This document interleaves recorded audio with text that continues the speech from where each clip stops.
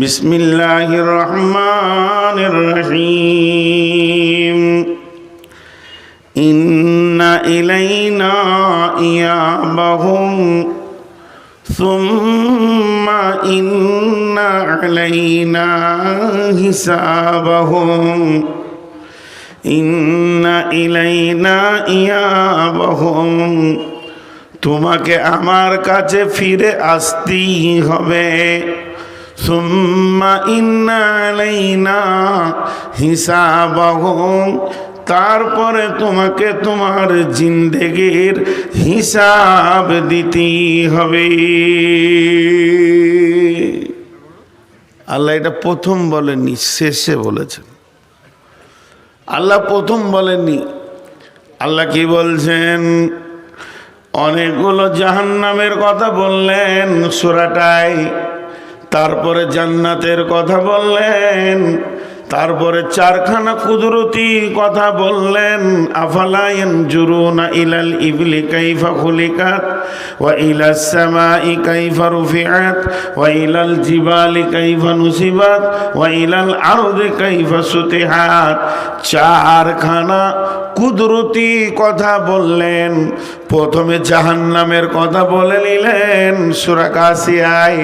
কিয়ামত থেকে নিয়ে জাহান্নাম পর্যন্ত কথাগুলো শেষ করার পর এরপরে আল্লাহ জান্নাতের কথা বললেন।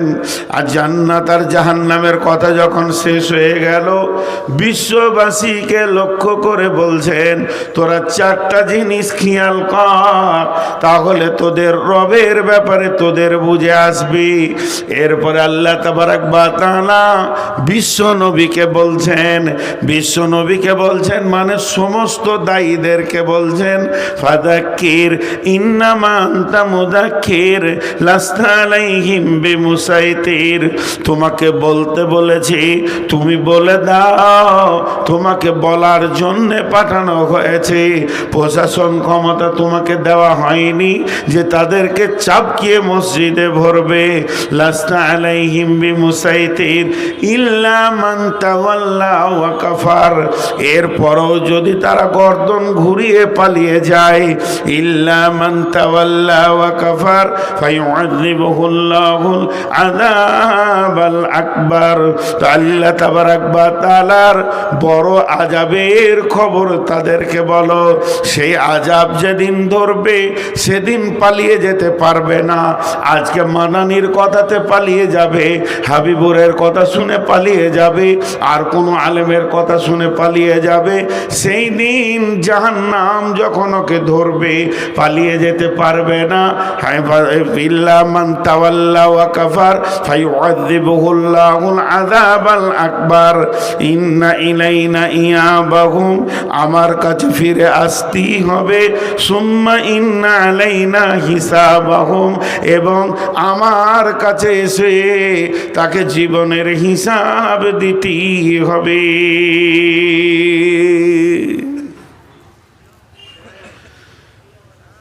আল্লাহ চ্যালেঞ্জ দিচ্ছে, আসতেই হবে তোকে। তোকে এমন রাস্তায় আমি ছেড়ে দিয়েছি, তুই যেদিকেই যা, যত দুর্বিদর, শেষকালে এসে কবরে ঢুকতেই হবে। আমি একটা উদাহরণ আপনাদেরকে অনেকবার দিয়েছি যে একজনের একটা কম্বল হারিয়ে গেছে, তো গোরস্থানে যে বসে আছে, তোকে জিজ্ঞেস করছে, তোমার কি হলো জি, গোরস্থানে কেন তুমি গোরস্থানে কেন? বলে আমার কম্বল হারিয়ে গেছে। বলে মরারা চুরি করেছে? এই মরারা চুরি করেছে তাই তুমি এখানে এসছো? তোমার মাথায় কোনো হুঁশ নাই? চায়ের দোকানে যেখানে 5টা লোক আছে, জালসাতে এলান করে দাও যে আমার একটা কম্বল পাওয়া যাচ্ছে না, চুরি হয়ে গেছে, কেউ পেয়ে থাকলে দিয়ে দিয়েন, এটা আমার কম্বল খুব জরুরি কাজের জিনিস। তুমি 5টা লোক যেখানে আছে সেখানে বলো। তোমার হুঁশ নেই? বলছে তোমার হুঁশ নেই? ও আবার ঘুরিয়ে ওকে জ্ঞান দিচ্ছে, তোমার হুঁশ নেই? বলে কেন? বলে তারতেও হাঁপ, ধরতেও হাঁপ। তাড়তে হাঁপ ধরতে হাঁপ, এটা আমাদের বর্ধমানী ভাষা। আপনার গাছে একটা ছেলে আম চুরি করেছে, ওর পেছনে আপনি তাড়তে শুরু করলেন, তাড়তে তাড়তে 3 কিলোমিটার দিয়ে এলেন, বাড়িতে এসে বলছেন কেমন দিলাম, কি দিলেন? ও 3 কিলোমিটার দৌড়েছে, তুমিও দৌড়েছো। চোরও যত দৌড়েছে মালিকও অত দৌড়েছে, লাভ কার হল? তো ওই কম্বলওয়ালা বলছে আমি সারা দুনিয়া ওর পেছনে দৌড়ে বেড়াবো না, আমি কবরস্থানে বসে আছি, যত দূর যাবে যাকে এখানে ঢুকতে হবে, আমার কম্বল দিয়ে তারপর ওকে যেতে হবে, ওর পেছনে আমি কেন সময় দিব? বন্ধুরে আমার, আল্লাহ তাবারক ওয়া তাআলা বলছেন গোলাম পৃথিবীর বুকে যত মাস্তানি করবে করে নাও, কিছুটা স্বাধীনতা দিয়েছি, ইম্মা শাকিরা ওয়া ইম্মা কাফুরা। তুমি আমার সঙ্গে বেঈমানি করো, চাই তুমি আমার শুকরিয়া আদায় করো, কিন্তু একটা দিন জেনে নাও, ইন্না ইলাইনা ইয়াবাহুম সুম্মা ইন্না আলাইনা হিসাবাহুম। একদিন আমার কাছে ফিরে আসতেই হবে এবং জীবনের হিসাব দিতেই হবে। জি,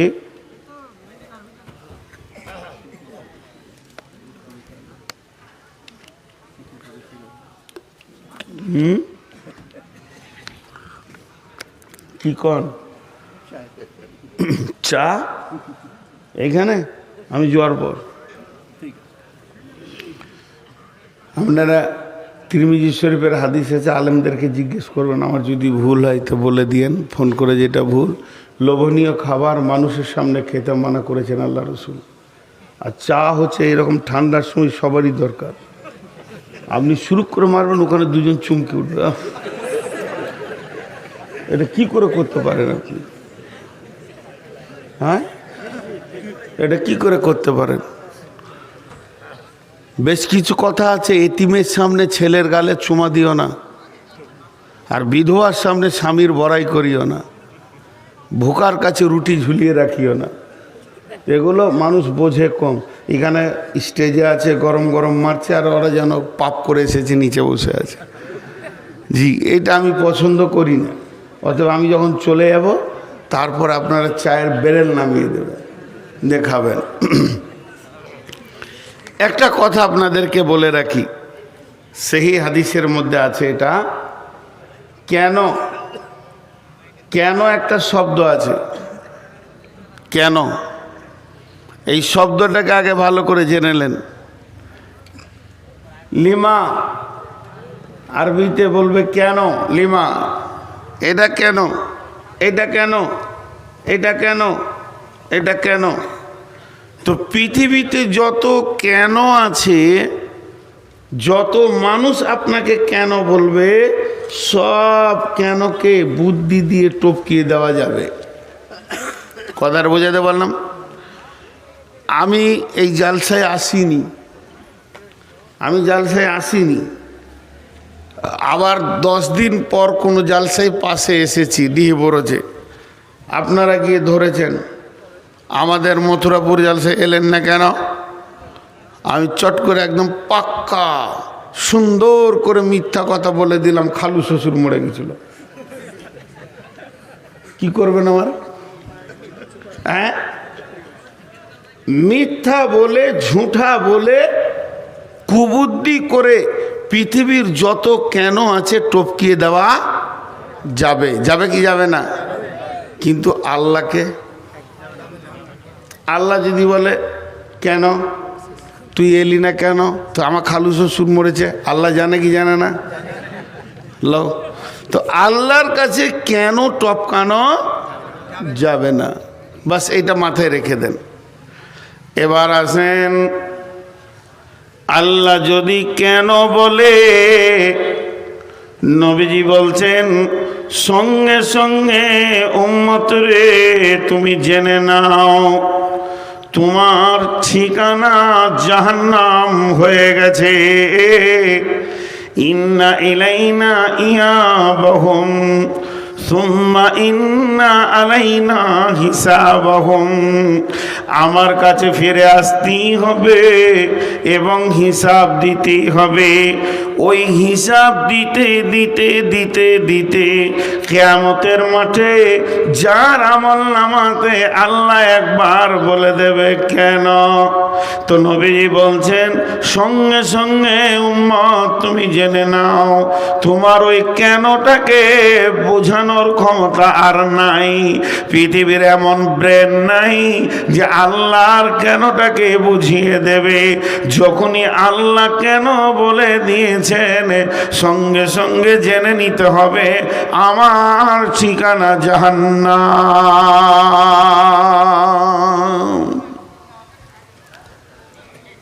আমার ঠিকানা জাহান্নাম। এখন একটা কথা আপনাদেরকে বুঝাবো 1 মিনিট। সেই কথাটা কি? আমানত মিলকিয়াত, আমানত মিলকিয়াত। আমানত মানে আমি স্টেজ থেকে নামলাম, এমন সময় আপনি এসে আমার পাশে দাঁড়িয়ে বললেন উস্তাদ এই 500 টাকা, যেমন আজকে সেলিম বলে এক ছেলে 500 টাকা দিয়েছেন, দোয়া চেয়েছেন, আমি দোয়া করব, এখানেও দোয়া করব। আরেকটা নিয়ত করেছি যে আমি রমজানে উমরাই চললাম, ইনশাল্লাহ কাবার দরজায় দোয়া করব। ইনশাল্লাহ বড় কঠিন রোগে আছে, তা আমি ওইটা নিয়ত করেছি। এর জন্যে আমি এখনও স্থগিত রয়েছি যে ওটা অনেক বড় দোয়া, কাবার দরজায় গিয়ে দোয়া করব ইনশাআল্লাহ। 500 টাকা এখানে দিয়েছেন। তো আমি যে কথাটা আপনাদেরকে বলছি এটা আমানত। একজন এসে আমাকে 500 টাকা দিল, দেওয়ার পরও বলছে এই টাকাটা আমি আপনাকে দিলাম, আপনি মিষ্টি টিষ্টি খেলেন, এই যে দিলেন মাদানী সাহেব 2টা মেয়েকে টাকা দিলেন, এটা আমানত নয়, মিলকিয়াত। ওদেরকে দিয়ে দেওয়া হলো, মিষ্টি খাও, আর কিছু খাও, চা খাও, চানা খাও, যা খাবে খাও। কিন্তু আমি নামছি আর আমার এই ভদ্রলোক ইনি এসে বলছেন আপনি বাড়ি যাবেন? বলে হ্যাঁ। বলে আমার ছোট ছেলেটা পিচকুড়ি মাদ্রাসায় পড়ে, এই 500 টাকাটা ওকে দিয়ে দেবেন। এটা কি? আমানত। ওটা আমি খরচা করতে পারবো? পারবো না, আমানত। তো যেমন টাকা আমানত রাখা যায়, সোনা আমানত রাখা যায়, রূপা আমানত রাখা যায়, জমি জায়গাও আমানত রাখা যায়, ধান চাল আলু পেঁয়াজ আমানত রাখা যায়। 2 দিনের 10 দিনের জন্যে আমি হাটে গেছি, মাল বেশি হয়ে গেছে, একটু দরকার আছে কারো কাছে, ভাই এটা আমানত রাখলাম, 1 ঘন্টা পর নিব, আমানত রাখা যায়। যতগুলো আমানত আপনার মাথাতে আমি ঢুকালাম তার মধ্যে 2টো নতুন ঢোকান, জিন্দেগি ভি আমানত হ্যায়, जिंदगी भी আমানত হ্যায়। আমার জীবনটা আমার নয়, এই জীবনটা কার? আল্লাহর। আমি ক ঘন্টা ক সেকেন্ড পৃথিবীতে থাকবো এটা আল্লাহ আমাকে দিয়েছেন জীবনটা। আমি পৃথিবীতে যেদিন মায়ের পেট থেকে এসেছি আর যেদিন আমার নিঃশ্বাসটা বন্ধ হবে, আমি পৃথিবী থেকে যেদিন চলে যাব, আমাকে হয়তো 70 বছরের জিন্দেগি দিয়েছেন আল্লাহ, এটা আমানত। এটা কোথা দিতে হবে? এই টাকাটা নাইলে ওনার ছেলেকে আমি দিয়ে দিব, জিন্দেগিটা কোথা দিব? আল্লাহ বলে দিয়েছেন। তেমনি মাল আমানত, মাল আমানত, এটা কোথা দিব? আল্লাহ বলে দিয়েছেন। এখন আপনারা সকলে যিনি মুসলমান নিজেকে মনে করেন একবার মুখ খুলে বলেন সকলে আমার সঙ্গে, আশহাদু আল্লাহ, শাহাদাত কালেমা পড়ব, সকলে বলেন ইনশাআল্লাহ। আশহাদু আল্লাহ ইলাহা ইল্লাল্লাহু ওয়া আশহাদু আন্না মুহাম্মাদান আবদুহু ওয়া রাসূলুহু। কে পড়ে নাই হাত তুলেন না, এতগুলো লোক পড়বে আর সাউন্ড হবে না। যে পড়ে নাই সে হাত তুলবে, জোরে বলেন সকল একবার, আশহাদু আল্লা ইলাহা ইল্লাল্লাহু ওয়া আশহাদু আন্না মুহাম্মাদান আবদুহু ওয়া রাসূলুহু। আমরা যতজন এটা পড়ে নিলাম, এখন আমরা বিক্রি হয়ে গেলাম। মুসলমানের জান আর মুসলমানের মাল মুসলমানের নিজের নয়, সম্পূর্ণ আল্লাহর। আল্লাহ তাবারাক ওয়া তাআলা বলছেন, ইন্নাল্লাহা আশতারা মিনাল মুমিনিনা, নিশ্চয় আল্লাহ মুমিনের কাছ থেকে কিনে নিয়েছেন আনফুসাহুম ওয়া আমওয়ালাহুম বিআন্না লাহুমুল জান্নাহ, তার জানকে এবং তার মালকে জান্নাতের বিনিময়ে।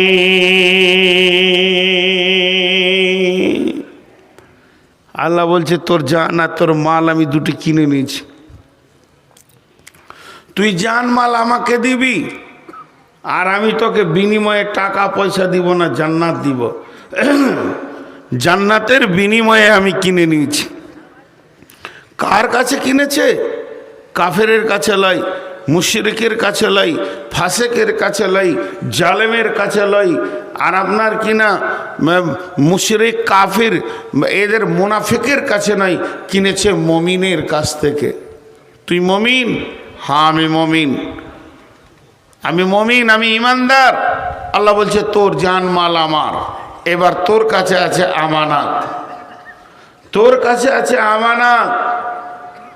ফালা তাকরাবু ফাওয়াহিশা মা জাহারা মিনহা ওয়া মা বাতান। আল্লাহ তাবারাক ওয়া তাআলা বলছেন তোর জিন্দেগিটাকে আমার রাস্তায় ব্যয় করতে হবে। আমানতের এক তিল পরিমাণ যদি খিয়ানত করে দাও, কঠিন কিয়ামতের দিন জবাব লাগবে।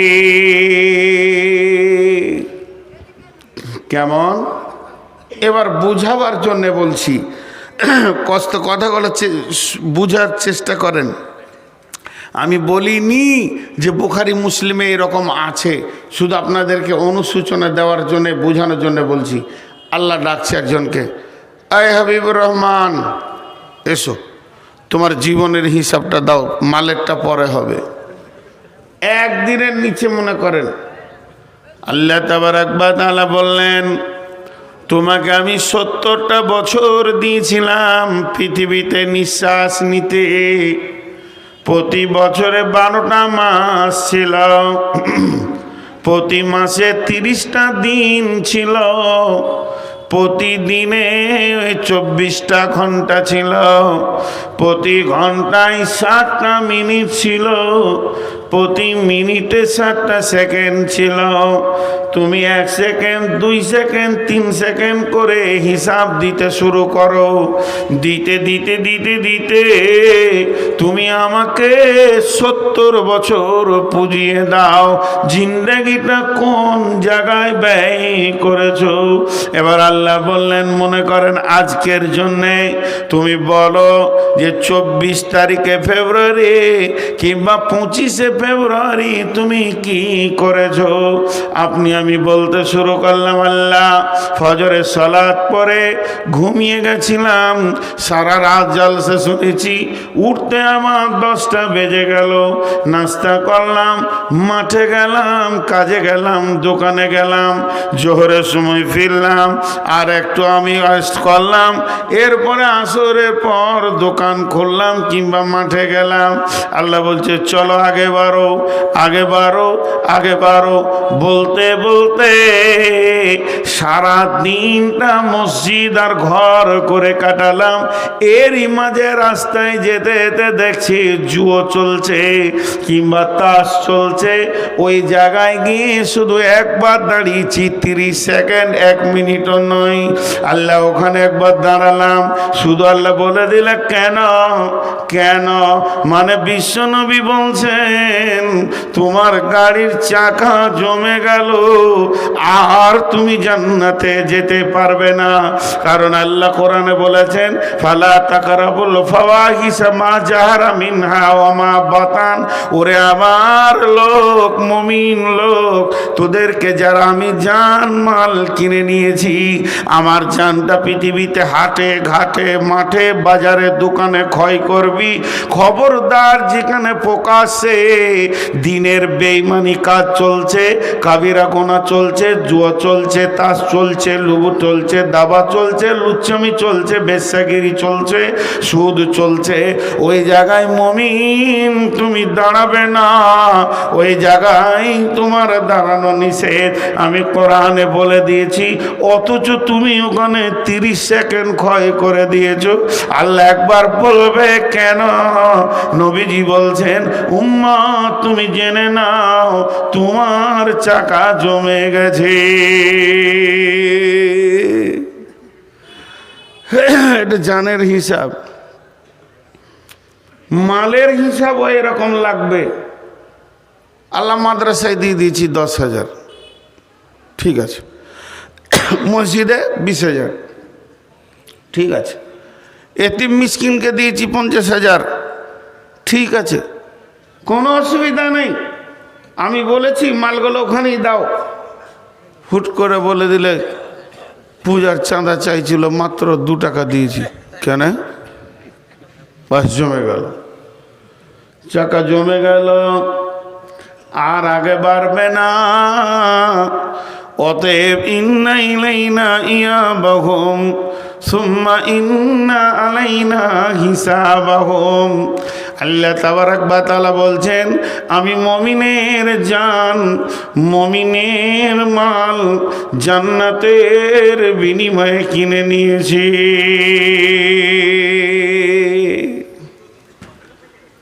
আমি যেখানে যেখানে ব্যয় করতে বলবো সেই সেই জায়গাতে মুমিনের জান আর মুমিনের মালকে ব্যয় করো, ব্যয় করো।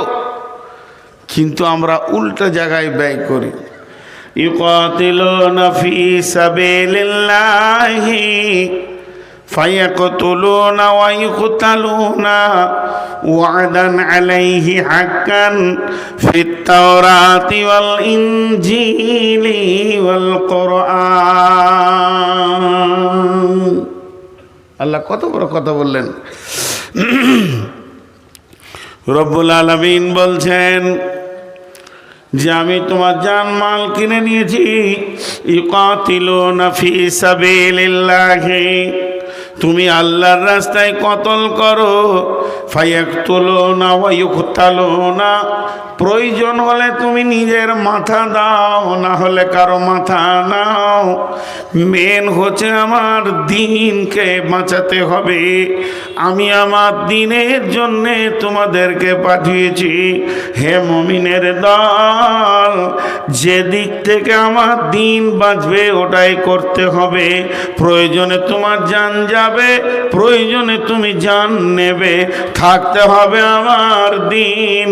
আল্লাহ তাবারাক ওয়া তাআলা বলছেন বিবাইয়ুকুমুল্লাযী বায়াতুম বি, কে এমন আছো আমার সঙ্গে ব্যবসা করবে, আমি তার সঙ্গে বিজনেস করতে রাজি আছি, আমি তাকে আপনার শেয়ার পার্টনার নেব, সে আমার সঙ্গে বিনিময়ে বিজনেসে বসবে। আমি এটা ওয়াদা করেছি, তওরাতে করেছি, ইনজিলে করেছি, কোরআনেও করেছি। হে মুমিন, তোমার জান মাল আমার, আর আমি দিয়ে দিব তোমাকে জান্নাত। অতএব মুমিন, তুমি নিজের মালের ব্যাপারে নিজেকে স্বাধীন মনে করিও না, আর নিজের জানের ব্যাপারেও নিজেকে স্বাধীন মনে করিও না।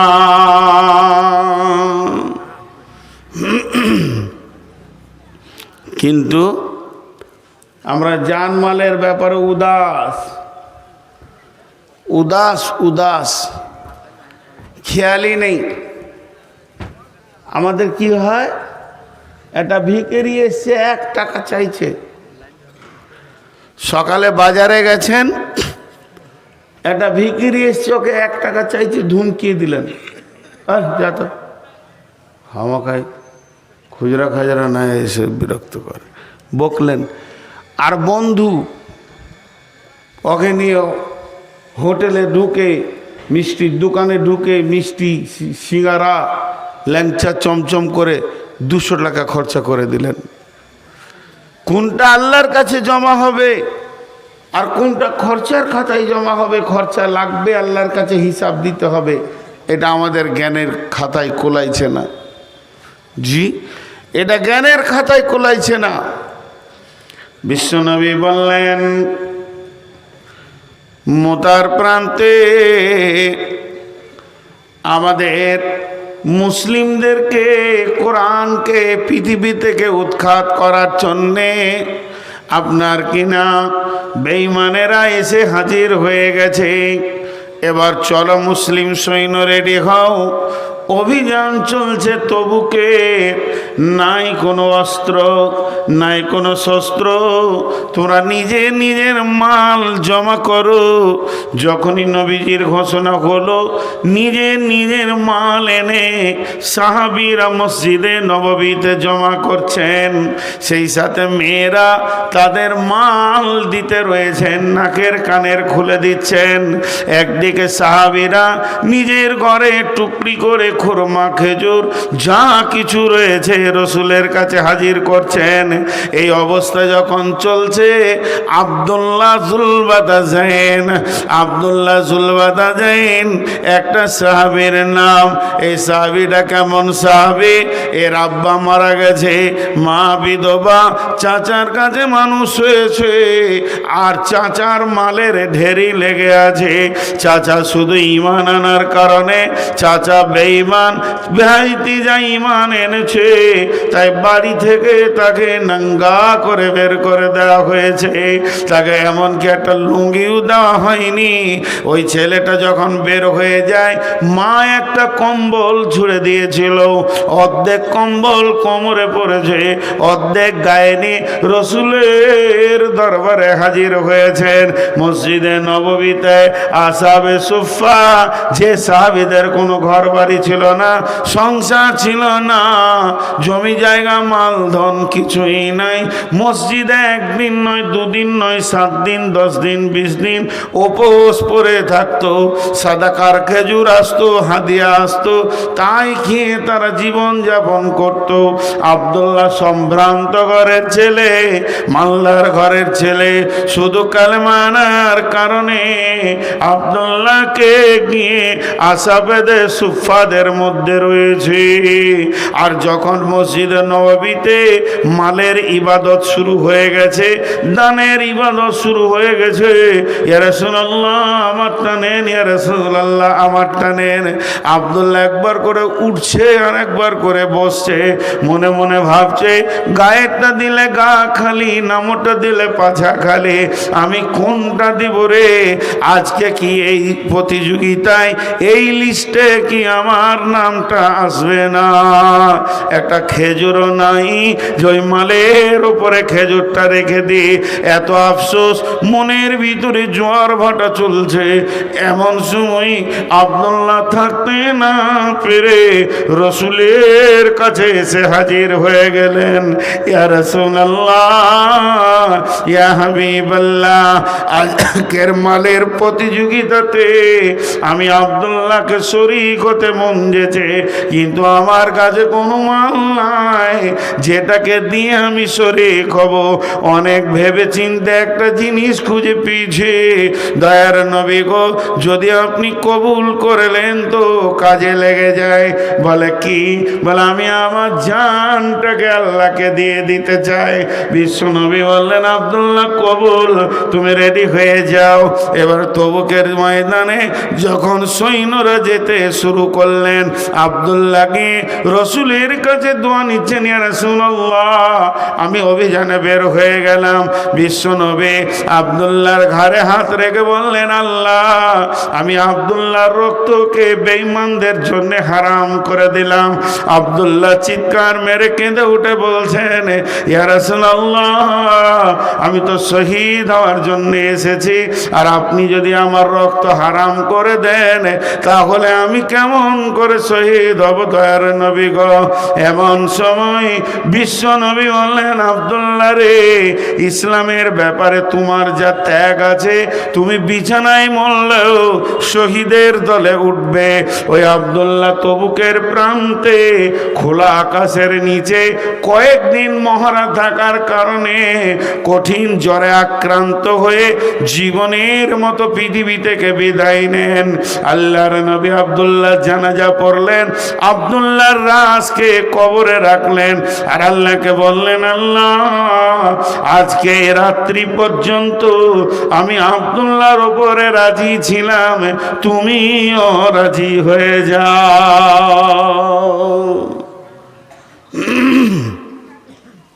সবাই যে স্টেজ থেকে পালালো জি না, ওই যে ও তাহলে হয়ে গেছে, আপনারা আমি থাকলে হবে। কুড়ি দাও গো, উঠি দাও। বাংলাদেশিকে নিয়ে আসেন।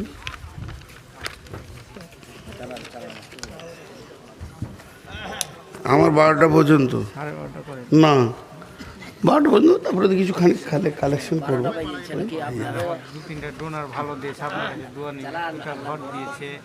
খুব শুনেছি, ওইগুলো শুনে মনটা ভরলো না। ওই ফাঁকা জায়গাতে আপনি আমি গিয়ে বসবো, যে আপনি বাংলাদেশকে নিয়ে আসেন, আমি 12টা ছাড়বো না, খানিক কালেকশন করবো, 12টা পর্যন্ত বায়ন করবো, কালেকশন করবো। ওনাকে আনেন, ওরা আবার সোনো পাউডার পড়ে, বাংলাদেশের লোক 1.5 ঘন্টা লাগে, আর আমরা ঘুম থেকে উঠেই দৌড়ি। হ্যাঁ জি, কি বললেন জি? তো না না, একটা অত দিল আমার ছোট লাই, 12টা চালাবো, একটা ছোট দিন। ছি ছি ছি, আমি বেশি দিতে চাইছি, ওরা কম নিতে চাইছে। তো আমি যে কথাটা আমি আসলে আপনাদেরকে আমার মনের কথাটা বলছি না। দীর্ঘ 18-19 বছর জালসা করছি বলে চালাতে পারছি, কিন্তু মানুষ তো, আমি তো আর ফেরেশতা নই, আমারও তো অসুখ বেসুখ আছে। গত 2 দিন আগে জ্বরে আক্রান্ত ছিলাম, তাছাড়া নূর মোহাম্মদের গলা বসে না, এত কষ্ট এই জায়গায়, ব্যথার ওষুধ খেয়েছি তাও থামছে না। তো প্রতিদিন আপনাদের একদিন, আমার প্রতিদিন। তো আমাকে কেউ ভালোবাসে না, এটা আমি জানি, কারণ আমাকে যদি কেউ ভালোবাসতো তো বলতো, হুজুর আপনার যখন অসুখ তা যান 1 ঘন্টায় আজকে বলেন। খুব কম লোক ভালোবাসে জি। তো না, এটা কথা নয়, এটার নাম ভালোবাসা নয়। আল্লাহ ভালো তো বাসি সবাইকে রে বা, এরকম বলতে হয় না, কষ্ট দিতে হয় না মানুষের মনে। মানুষ যখন বলে যে আমার অসুস্থ হতো, আচ্ছা ঠিক আছে 1/2 ঘন্টা কম বলে। মাদানী ভাই তো বলে গেলেন আপনি 12টা পর্যন্ত চালান, তারপরও তো আমি খানিক চালাবো ইনশাল্লাহ। আপনি বাংলাদেশিকে নিয়েছেন তো কি বললাম, যে আব্দুল্লাহর চিন্তা ভাবনাটা দেখেন, যে আমার জানটা লেগে যাক। তো আল্লাহ রসুল কি দোয়া দিলেন কবরে দেওয়ার পর, এই আল্লাহ আমি আব্দুল্লাহর উপরে রাজি ছিলাম, তুমি রাজি হয়ে যাও।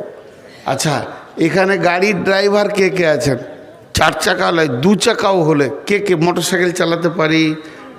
হ্যাঁ মাশাআল্লাহ, আলহামদুলিল্লাহ। আপনারা বলেন, গাড়ি কোনো দিন আপনার কাছ থেকে গিয়ার চায় যে আমাকে এই গিয়ারটা দেন? কিন্তু দক্ষ ড্রাইভার গাড়ির গতি এবং রাস্তা দেখে বুঝে নেয় যে এখন কোন গিয়ারটা চাইছে, গাড়িকে এখন কোন গিয়ারটা লাগবে। তো এইটা হলো সাহাবীদের চিন্তা চেতনা। ওরা চোখে দেখে বুঝতে পারত যে আল্লাহ এখন আমার কাছ থেকে কি চাইছে, আমার জানটা চাইছে না আমার মালটা চাইছে, ওরা বুঝতে পারত। আর আমাদেরকে জালসা করে করে গরম করতে হচ্ছে কি হচ্ছে না, কিন্তু ওদের ওটা ছিল না, কারণ ওরা দিনের দক্ষ ড্রাইভার ছিল। তবে এখনকার ছেলেকে মাশাআল্লাহ বিয়ে দেওয়ার পর শ্বশুর বাড়ি কবে যেতে হবে, ঠিক আছে হবে, নাকে বলবো না মুখে বলবো, দেখেন ও বললে ছেড়ে দাও, ই দিলে ছেড়ে। খেয়েছি আমি, একে ঝাল লেগেছে, ই পানি খাইছে, কত ওই যে কি একটা গান আছে গো, ভুলে গেলাম। তো যাই হোক, পরে হচ্ছে। তো সাহাবীরা বুঝতে পারতেন। একটা ঘটনাতে আপনারা বুঝে নেবেন, ওহুদের যুদ্ধ। ওহুদের যুদ্ধে রাসূলুল্লাহ সাল্লাম লোহার বর্মা পরেছিলেন, শরীরটা ভারী ছিল। জি, এমন সময় আল্লাহ নবী মহড়া দিচ্ছেন, মাঝে দুটো কথা বলেনি, বক্তব্য বন্ধ করে। আপনারা দোয়া করবেন, রমজানে ইনশাআল্লাহ সাহারি মক্কায় গিয়ে খাবো। টিকিট হয়ে গেছে আমাদের। আমরা 9 তারিখ সকালে উঠে যাচ্ছি, 10 তারিখে ওদের সাহারি হবে, 11 তারিখে রোজা হবে সৌদিতে। তো যদি কেউ উমরা করতে চান বা হজ, মক্কা মদিনার ইতিহাসে এই ওহুদের কথাটা বললি আমার চোখে পানি আসে। যতবার ওহুদের প্রান্তে গিয়েছি, মানে আমি যে সব জানতা তা নয়, আমাকে কানে ধরে পড়াবে 20 বছর এরকমও আছে। তো একটা ছোট্ট ঘটনা আপনাদেরকে, এটা দামি কথা, মাঝে বলে নিচ্ছি, ভুলে যাব। আমি যখন ওহুদের প্রান্তে যাচ্ছি আস্তে আস্তে, আমার সঙ্গে কাফেলাতে 63টা লোক আছে। তো যতই আরবি জুব্বা পরে থাকুক, চেহারাতে বাঙালিদেরকে বাঙালি মনে হবে, বিহারিদেরকে বিহারি মনে হয় খানিকটা। আবচ্ছন্ন লাগে কি লাগে না? লাগে। বিহারিরা যত দামি কাপড় পরুক না কেন, গলায় গামছাটা লিবি ওরা, তাতে মন্ত্রী হোক আর মিনিস্টার হোক। তো ঠিক ওই রকম আমি দূরে থেকে আমার এক বন্ধুকে বলছি যে ওহুদের কবরের পাশে মদিনা ইউনিভার্সিটির ছাত্রদেরকে ডিউটি দেওয়া হয় যে তুমি এখানে কথাগুলো বলবে। তা আমি অনেক দূর থেকে যেছি, আর আমার সাথীটাকে বলছি, দেখে ছেলেটাকে আমাকে বাঙালি বাঙালি মনে হচ্ছে, আবার বাংলাদেশিও মনে হচ্ছে। তোর কাছে গিয়ে প্রথমেই বাংলা বললাম যে আপনার বাড়ি কোথায়? বলছে আমার বাড়ি বাংলাদেশ, টাঙ্গাইল। আমরা তাহলে ঠিকই ধরেছি। বলছে আপনাদের বাড়ি? বলে আমাদের বাড়ি হচ্ছে পশ্চিমবঙ্গ, ভারত। তো টাঙ্গাইল পড়াশোনা কোথাও করেছেন ভাই? বলছে পড়াশোনা করেছি যাত্রাবাড়ি মাদ্রাসায়, এখন মদিনাতে MA করছি। তো কী নিয়ে MA করছেন? বলছে হিস্টোরি নিয়ে MA করছি। আমরা আসল লোক পেয়ে গেছি, যে লোক খুঁজছিলাম ওইটাই পেয়েছি। কারণ ইতিহাস যারা পড়াশোনা করছে তারা বেশি বলতে পারবে, আসমাও রিজাল্টে যারা পড়বে তারা ফতোয়া বলতে পারবে, আর যারা তফসির নিয়ে পড়বে তাহলে কোন কোরআনের আয়াতটা কীভাবে নাজিল হয়েছে ওরা বলতে পারবে। তো হিস্টোরির মাল খুঁজছিলাম এতদিন, তো পেয়েছি। তো আমি তখন বললাম আমার মামার নাম করে, যে নিজের মামা, ওনাকে চেনেন? বলে হ্যাঁ, উনি আমার শিক্ষক বাংলাদেশের। অনেক পরিচয় হলো। যে তারপর আমি বললাম যে এই 60টা কাফেলায় আমার লোক আছে, এরা বাঙালি, এদেরকে ওহুদের যুদ্ধটা একটু বলে দেন। এমন করে বলছে, আমির হামজার লাশটা কোথা ছিল, হানজালার লাশটা কোথা ছিল, কোন দিক থেকে ওয়াইসি আমির হামজার কলিজাটা বের করেছিল, হিন্দা কোন দিক থেকে এসেছিল, এবং কাফেররা কোন দিক থেকে এসেছিল, কোন জায়গায় গিরিপথে ছিল। সেই দিন আমার আবার ক্লাস হলো ওর কাছে। যেমন আজকে বললাম মাদানির কাছে আমার ক্লাস হলো, ওই আয়াত দুটো আমি অনেক তফসির করেছি, আজকে নতুন তফসির পেলাম। তো ওই রকম ধরনের গোটা জায়গাটা কয়েকবার জোয়াতে আমার চোখে জল জল করে ভাসছে। যখন আমি বলি দেখেছি অনেক হাজি অঝর নয়নে কাঁদে। আমির হামজার লাশ তো 50 বছর আগে বেরিয়ে গিয়েছিল, টকটক করে রক্ত পড়ছিল, তাকে স্থানান্তরিত করা হয়েছে। এখন সবগুলোকে এক জায়গায় করে দিয়ে দুটো কবরে, গণ কবর বলা হয়, একটাতে 14টা আছে, একটাতে 56টা আছে, 70টা শহীদকে এক জায়গায় রেখে ঘেড়ে দিয়েছে। তারপর ওখানে বেদাত শিরক করছে, যে যা করছে, পুলিশে অনেক অবসর আছে, সেটা আমি বলছি না। মধ্যখানে আমি শুধু এতটুকু এলান করলাম, যদি সহিভাবে হজ উমরা করবেন তো যোগাযোগ করিয়েন। জীবনে 10,000 20,000 টাকা বেশি লাগুক, কিন্তু জাহেলের সঙ্গে যেন না। আপনার গ্রামে জুমার দিন একটা গরিব মৌলানা এসেছে, আর একটা বিরাট বড় কোম্পানি এসেছে, কাকে আপনি মিম্বারে তুলবেন আর কার পেছনে নামাজ পড়বেন? তো এখান থেকে বুঝে নিতে হবে হজ আর উমরা হলো ইবাদত। ইবাদত করতে গেলে আলেমের পেছনে করতে হবে, জাহেলের পেছনে যেন না। সমস্ত কিছু আপনার শেষ হয়ে যাবে, পয়সা টয়সা কিন্তু আসলে কিছুই হবে না। এটা একটা এলান করলাম। দ্বিতীয়, কোনো ভালো মেধা ছেলে যদি আমার মাদ্রাসায় পড়তে চান, আমি একটা মাদ্রাসার দায়িত্বে আছি, দায়িত্ব নিচ্ছি। এবং সেই মাদ্রাসায় যদি পড়তে চান, জামাতের কোনো ছেলে হলে দক্ষ দক্ষ শিক্ষক দিয়ে তাদেরকে পড়াশোনা করা হবে এবং তাদেরকে সুন্দরভাবে দিনী শিক্ষার একটা ব্যবস্থা করা আছে। যোগাযোগ করবে আবার নাম্বারে, দুটো বলে নিলাম। এখন সেই ওহুদের কথাটাই বলছি। আবার ওহুদের প্রান্তে বিশ্বনবী মহড়া দিচ্ছেন, জিহাদে লড়াই করার থেকে সব থেকে দৃষ্টিকে বাদ পাখির মতো করে রাখাটাই হলো বড় কঠিন। কোন দিক থেকে কে আসছে, শত্রু দল কোন দিক থেকে আসছে, চারিদিক থেকে যেন মহড়া দিয়ে চলছেন।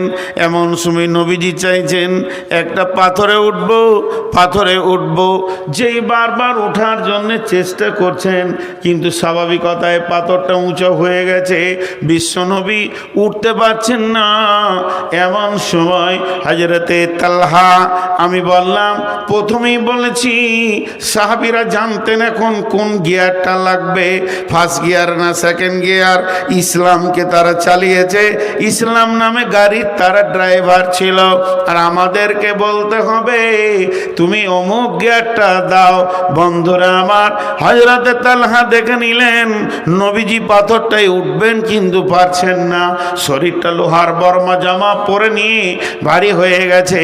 তাই হযরতে তালহা পাথরটা নিচে গিয়ে শুয়ে গিয়ে বলছেন, ইয়া রাসূলুল্লাহ, আপনি আমার বুকে পা রেখে পাথরে উঠে যান। কি প্রয়োজন এটা বুঝে নিয়েছে। পাথরের নিচে শুয়ে গিয়ে বলছে আমার বুকে পা রাখেন। বিশ্বনবী তালহার বুকে পা রাখলেন, আর কি বললেন, তালহা তুমি জান্নাতকে অজীব করে নিলে। জান্নাতের সংবাদ পেল, জান্নাতের সংবাদ পেল। এরপরে ওই তালহা আবার চারিদিকে তাকিয়ে আছেন। এমন সময় দেখছেন রোমান পাহাড়, ওই পাহাড়ে প্রাতদেশ দিয়ে একদম শত্রু দল হই করে চলে আসছে, তাদের হাতে তীর রয়েছে। লক্ষ্য করে যে তারা বিশ্ব নবীকে তীরগুলো মারবে, তাদের অন্য কাউকে লক্ষ্য নয়। হযরতে তালহা বিশ্ব নবীকে পেছন দিকে নিয়ে পাহাড়ের গুহাতে ভরে দিলেন এবং বুক পেতে দাঁড়িয়ে গেলেন। একটা নয়, দুটা নয়, দুইটি বাজুতে 180 খানা তীর খেলেন, তবু রসুলকে একটা লাগতে দেয়নি। আর তালহা বলেছিলেন, ইয়া রাসূলুল্লাহ, আপনি খবরদার গর্ত থেকে বের হবেন না, আমি তালহা যতগুলি তীর আছে বুকে নিয়ে নিব। আছেন দিনকে যারা বানিয়ে গেছে তাদের কাছে আমরা ঋণী। পারবেন এই তালহাকে? এই তালহা যেদিন পৃথিবী থেকে চলে যান, বিশ্বনবী জানাজা পড়েছেন। জানাজা পড়ার পর কবরে লাশ রাখা হলো। দোয়া লম্বা চওড়া করেননি, ছোট্ট দোয়া। কি দোয়া? হে আল্লাহ, হে আল্লাহ, মাবুদ মওলা, কঠিন কিয়ামতের দিন ইসরাফিল যখন সুর ফুঁকবে, মানুষ যেদিন নাফসি নাফসি করবে, সেই রকম কঠিন দিনে আমার তালহা কবর থেকে যখন উঠবে, মাবুদ রে তোমার কাছে আবদার, আমার তালহাকে দেখে তুমি মুচকে হাসবে, আর আমার তালহা তোমাকেও দেখে হাসবে। বন্ধু কত মহব্বতের। আপনি আগিয়ে আনতে গেছেন বাস স্ট্যান্ডে, জি সাগরদিঘি ট্রেন রেলওয়ে স্টেশনে, বন্ধু যখন নামছে গেট ধরে আর চোখে চোখ পড়েছে, দেখবেন দুজনেই হাসে। এই হাসিটা নিয়ামত, দুজন দুইজনকে দেখে একটা হাসে। তো আল্লাহ তুমি সেই দিন তালহাকে দেখে হাসবে আর তালহা তোমাকে দেখে হাসবে। কত বড় কথা বললেন। এই দোয়াটা কখন পেয়েছিল? যখন 180টা তীর খেয়েছিল। আমি তো আপনাদেরকে গল্প শোনাতে বসাইনি আজকে গোপাল ভাঁড়ের, আল্লাহ বলছেন ইন্নাল্লাহা আশতারা মিনাল মুমিনিনা, হে মুমিনের দল, আমি তোমাদের কাছ থেকে তোমাদের জান, আনফুসাহুম ওয়া আমওয়ালাহুম, এবং তোমাদের মালকে কিনে নিয়েছি, বিআন্না লাহুমুল জান্নাহ, জান্নাতের বিনিময়ে, জান্নাতের বিনিময়ে। জি ভাই, আল্লাহ তাবারাক ওয়া তাআলা আমাদের জান মালকে জান্নাতের বিনিময়ে কিনে নিয়েছেন। তো এটা আমরা বুঝি না। আল্লাহ বলছে, বলো তোমাদের মধ্যে 8টা গুণ আমি পাবো। আত-তাইবুন আল-আবিদুন আল-হামিদুন আস-সাইহুন আর-রাকিউন আস-সাজিদুন আল-আমিরুন বিল মারুফি والناهون عن المنكر والحافظون لحدود الله وبشر المؤمنين। আল্লাহ মুমিনদেরকে সুসংবাদ দিলেন, তোমাদের 8টা গুণ হতে হবে। এই গুণগুলো যেন তোমাদের ভিতরে থাকে। আত-তাইবুন, তোমরা তওবা করনে ওয়ালা হয়ে যাও। গুনাহ হয়ে গেছে, তওবা করো, আল্লাহর কাছে কাঁদো। তওবা এমন একটা জিনিস, আল্লাহ বলছেন ইয়া আইয়ুহাল্লাযীনা আমানু, হে ঈমানদারেরা, তুবু ইলাল্লাহি তাওবাতান নাসুহা, আসা রাব্বুকুম আইয়ুকাফিরা আনকুম সাইয়্যাতিকুম ওয়া ইউদখিলাকুম জান্নাতিন তাজরি মিন তাহতিহাল আনহার।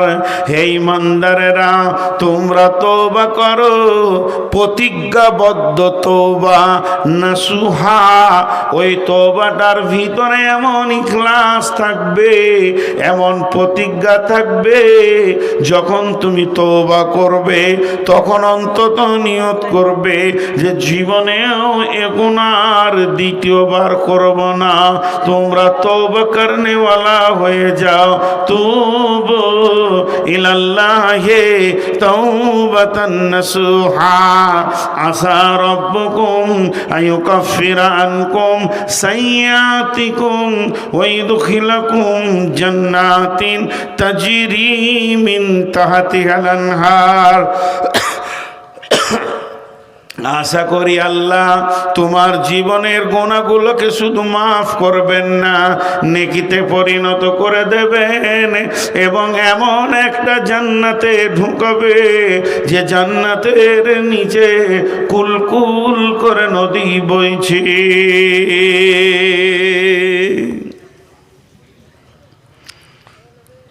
গুনার কারণে মানুষ জাহান্নাম যাবে না। গুনাহ করেছে এর জন্য মানুষ জাহান্নামে যাবে না।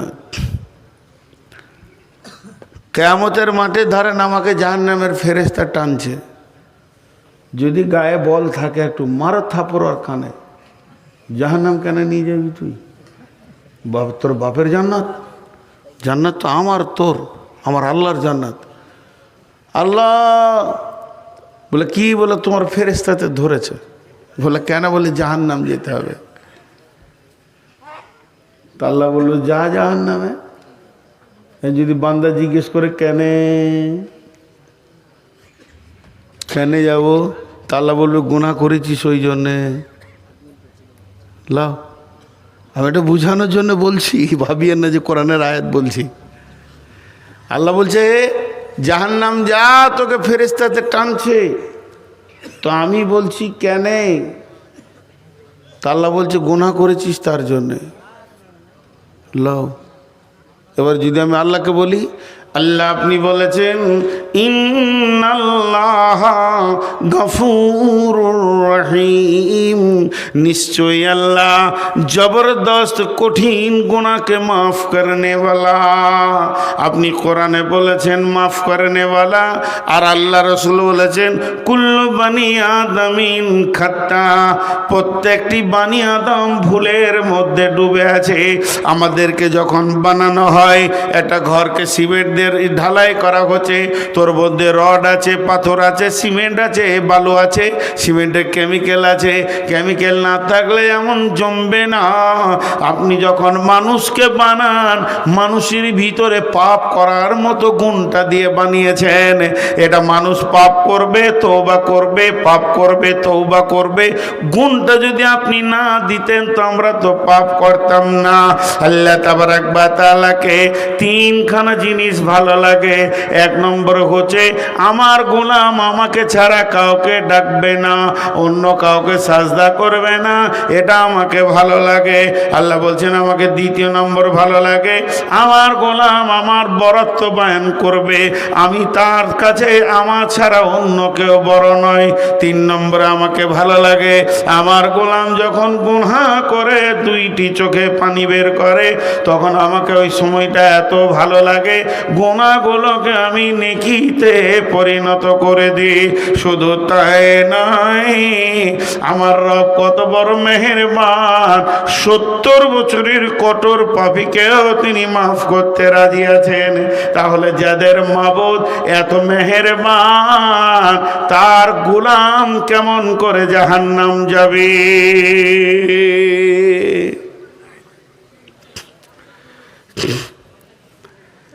জলপাইগুড়িতে জালসা করতে গিয়েছি, জীবনে দুটো জালসার ইতিহাস আপনাদেরকে শোনাই, 30 সেকেন্ড লাগবে। আপনাদের জালসা স্টার্ট হয়েছে কখন? আসর পর। আসর পর। ওদের জালসা স্টার্ট হয়েছে ফজরের 1 ঘন্টা পর। স্টার্ট বিসমিল্লাহ হলো, তার আগে মাইকি বাজে নাই। আর একটা ঝাড়খণ্ডে গিয়েছিলাম ওই রকম, তো আমাকে অনেক রাতে দিয়েছে, লোক ঢুলছে। আচ্ছা, তো ঘুম ভাঙানোর ওষুধ কি? কিছুই খুঁজে পেয়েছি না। একটা একটা করে জাগানো যায়? তা আমি শুরু করে দিলাম উল্টা দিকে জালসা। উল্টা জালসা শুনেছেন কোনোদিন? ওই আমি বললাম বিসমিল্লাহির রহমানির রহিম। আল্লাহ তাবারাক ওয়া তাআলা কালাম পাকের মধ্যে বলছেন নামাজ পড়তে হবে না, রোজা রাখতে হবে না, হজ করতে হবে না, যাকাত দিতে হবে না, জেনা করো, ব্যভিচার করো, বেপরদা থাকো, সুদ খাও, জুয়া খেলো, লুটে লাও, মার্ডার করো, রাস্তায় রাহাজানি করো, ছিনতাই করো, যে যাকে পারবে মারো, লুটো, গাঁজা খাও, মদ খাও, কিছুই হবে না। তারপরেও তুমি জান্নাতে যাবে শুধু আল্লাহর একটা হুকুম মেনে নিলে। সব জেগে গেছে, কোন মৌলবি রে? এক ধার থেকে সব হালাল হয়ে গেল রে। আচ্ছা হালাল, ওদেরকে তো মজা লাগছে যে এই সব হালাল, হারামকে হালাল করে দিল এখনই। একটা খালি আল্লাহর হুকুম মেনে নেবে, জান্নাতুল ফেরদৌস পেয়ে যাবো। তো আমার সামনে এক মুরব্বী পান খেয়েছিল, ও পান চিবানো বাদ দেন করেছে। কি জালসা হচ্ছে। তো শেষকালে আমাকে বলছে বাপজি আমি 70 বছর বয়সে এমন জালসা শুনিনি বাপ, যে এত গুনাহ করার পরেও সে জান্নাত যাবে আল্লাহর একটা হুকুম মানলে। কোথায় আছে বাপ? তা বললাম কোরআন শরীফে আছে। তখন বলছে এটা আরও সহ্য হচ্ছে না। তখন বলছে কোন সূরাতে? সূরা রহমানে। কোথায় আছে? বিসমিল্লাহির রহমানির রহিম। ইয়া মা'শারাল জিন্নি ওয়াল ইনসি ইন ইসতাতা'তু আন তানফুযু মিন আকতারিস সামাওয়াতি ওয়াল আরদি ফানফুযু লা তানফুযুনা ইল্লা বিসুলতান ফাবিআইয়ি আলাই রাব্বিকুমা তুকাযযিবান। আপনারা উত্তর দেন তো, যে ঠিক উত্তর দিতে পারবে 1000 টাকা নিব। কালো কালিতে লাল লেখা হবে, কালো কালিতে লাল লেখা হবে? হবে। কালিটা কালো, বানানটা লাল হবে না? হবে। আচ্ছা, তেমনি এটা রাত না দিন? রাত শব্দ ব্যবহার না করে এটাকে রাত বলেন তো? দিন নয়। দিনকে না করবেন তো রাত হবে। তো ঠিক এই আয়াতটাকে তর্জমা করবেন একদিকে, অপোজিট দিয়ে ধরিয়ে দেবেন তো ওইটা এসে দাঁড়াবে। আল্লাহ বলছেন, হে জিন ইনসানের দল, তোদেরকে যদি আমার আইন মানতে ভালো না লাগে, তার মানে যত হারাম আছে এগুলোকে যদি খেতে মন যায়, আমার আইন মানতে ভালো না লাগে, আমার যত নিয়ম বলেছি বলতে ভালো না লাগে, শুনতে ভালো না লাগে, এগুলোকে যদি তোদের চলতে ভালো না লাগে, তোদের যা মন যাবে তাই করগা, তাতে আমার কিছু যায় আসে না। তবে তোদেরকে একটা কাজ করতে হবে, আমার রাজ্যের বাইরে গিয়ে বাসা বাঁধতে হবে। বুড়াটা তখন বলছে, কোথায় যাবো বা? আপনি ভারতবর্ষের আইন মানবেন না, ভারতের মাটি ছেড়ে দেন, সরকারের আমাদের কিছু যায় আসে না। আর ভারতের মাটিতে থাকতে গেলে আইন মানতে হবে। তো আল্লাহর জমিনে যদি থাকতে হয়, আল্লাহ বলছে আমার আইন মানতে হবে। যদি আমার আইন মানতে ভারী লাগে, তা আমার মাটিটা ছেড়ে দে, পালা। কোথায় যাবো বা? যাবো, আর যদি জায়গা না আছে তাহলে মানতে হবে। তেমনি আমি বলছি, পৃথিবীর কোনো ব্যক্তি গুনার কারণে জাহান্নাম যাবে না। কিয়ামতের মাঠে আমি নূর মোহাম্মদকে ধরেছে ফেরেশতাতে। এগুলো কৌতূহলী কথা, এগুলো বলবেন না বুখারী মুসলিমের কথা, এর ভিতরে যুক্তি আছে, কৌতূহলী কথা। আমাকে বলছে ফেরেশতা জাহান্নামে চো, আমি আল্লাহকে বলছি মাবুদ জাহান্নামের ফেরেশতা ধরেছে। আল্লাহ আমাকে জিজ্ঞেস করছে কেন? আমি বললাম ফেরেশতা টানছে, বল জাহান্নাম চ। আল্লাহকে আমি বলছি কেন? তা আল্লাহ বললে, বোনা বান্দারে, তুমি গুনাহ করেছো, তুমি গুনাহ করেছো। তখন আমি আল্লাহকে বলছি, মাবুদ গুনাহ করা মানুষের ডিউটি, একে গুনার মতো করার পাশ তুমি বানিয়ে দিয়েছো। অতএব আমি আমার ডিউটি ঠিক করেছি, মাফ করার ডিউটিটা তো আপনার, তাহলে ডিউটিতে ফাঁকি কার চলছে? এর জন্য আল্লাহ তাবারক ওয়া তাআলা কি বলছেন? তুবু ইলাল্লাহি তাওবাতা, আল্লাহ তাওবাতান নাসুহা। আর মুমিনের সিফত বলতে গিয়ে বললেন, তোমরা তওবা করনে ওয়ালা হয়ে যাও। আত্তাইবুন, সারা পৃথিবীর মানুষ গুনার কারণে জাহান্নাম যাবে না, বরং তওবা না করার কারণে জাহান্নাম যাবে। কথাটা বুঝতে পারলাম? কিসের কারণে জাহান্নাম যাবে? তওবা না করার কারণে। ছোট্ট একটা উদাহরণ দিব। আপনাদের এখানে এসে ঝমঝম করে বৃষ্টি হচ্ছে, বর্ষার সিজনে মসজিদে উঠেছি, আর আপনাদের মাঝে সেক্রেটারি দেখতে পেয়েছে, কী ব্যাপার নূর মোহাম্মদ ভাই, এখন তো কোনো জালসা নাই বর্ষার সিজনে, আর এসার পর উঠেছি বাড়ি, আমি না খেয়ে এসেছি, কোথা থেকে যে হুট করে এসে ঢুকলাম আল্লাহ জানে। উনি তাড়াতাড়ি বাড়িতে গিয়ে বিবিকে বলছে, কিছু আছে? কিছু না, হালকা ভাত আছে আর খানিক আলু পরে আছে, বলে দুটো ডিমকে অমলেট করো, চলো। দিয়ে ছেলেকে পাঠালে, যার বাপ মৌলানাকে ডেকে নিয়ে খাবে, গেলাম না। দ্বিতীয় ছেলেকে পাঠালে, গেলাম না। তৃতীয়বার ছেলেকে পাঠালে, গেলাম না। চতুর্থবার ছেলে পাঠালে, গেলাম না। পঞ্চমবার ছেলেকে পাঠাইলে, ভাগ তো, বিরক্ত করিস না, খাবো না বলছি, খালি বিরক্ত করে। শেষকালে নিজে থাকতে না পেরে সেক্রেটারি এসে বলছে, ভাই চলেন, ঘরে ডাল ভাত যাই আছে দুটি খেয়েলেন, কোথা থেকে এসছেন, হাতটা ঝেঁকড়ে দেবেন, আপনি জানতো বিরক্ত করিন না। তো শুয়ে পড়লাম। যে সকালবেলায় ফজরের নামাজ পড়ে আমি মাইকে এলান করছি যে মথুরাপুরের লোক ভালো লয়, মেহমানের ইজ্জত করে না। আমার দাবিটা সত্য না মিথ্যা? আল্লাহ বলছে, গোলাম গুনাহ তুই করবি, মাপ আমাকে করতে হবে, এটা আমার জানা আছে, তোকে জানিয়ে দিতে হবে না। এর জন্য আমি মুয়াজ্জিনকে পাঠালাম, ফজরের সময় ডাক, ওদের গুনাহ আমি মাফ করব, তোকে আমি পেলাম না। জোহরে ডেকেছি পাইনি, আসরে ডেকেছি পাইনি, মাগরিবে ডেকেছি পাইনি, এসাতে ডেকেছি পাইনি, আয় আয় আয়, গুনাহ মাপ নিয়ে চলে যা। আমি আমার ডিউটি করেছি।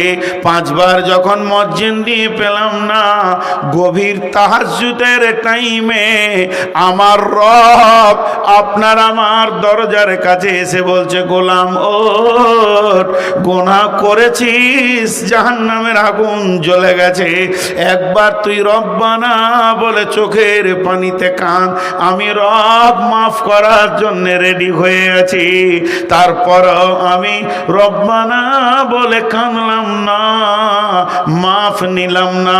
অর্থাৎ মানুষ গুনাহ করার কারণে জাহান্নাম যাবে না, বরং মাফ না চাওয়ার কারণে জাহান্নাম যাবে। জি ভাই, বিদেশি বক্তা যে বয়সেরই হোক, কোনো বক্তাকে বসিয়ে রেখে আমি বক্তব্য রাখি না।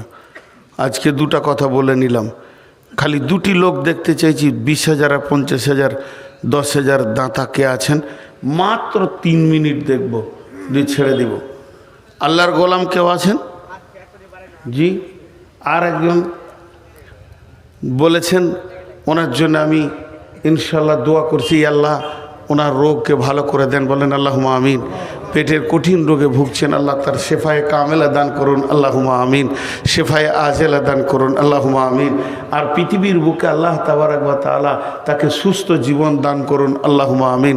এবং দিনের ওপরে চলার তৌফিক দান করুন, আল্লাহুম্মা আমিন।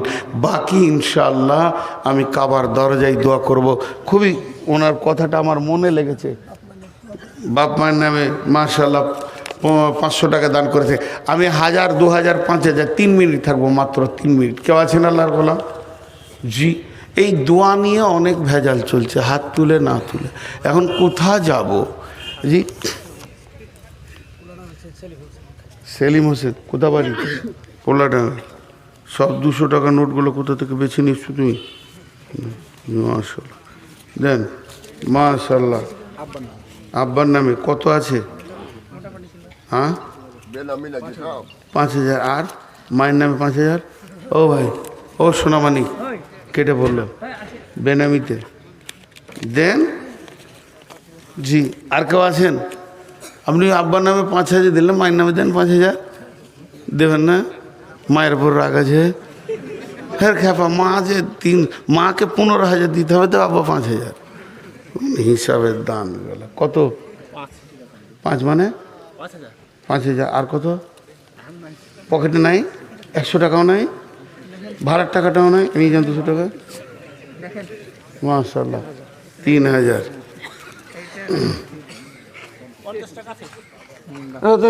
ভাড়া নাই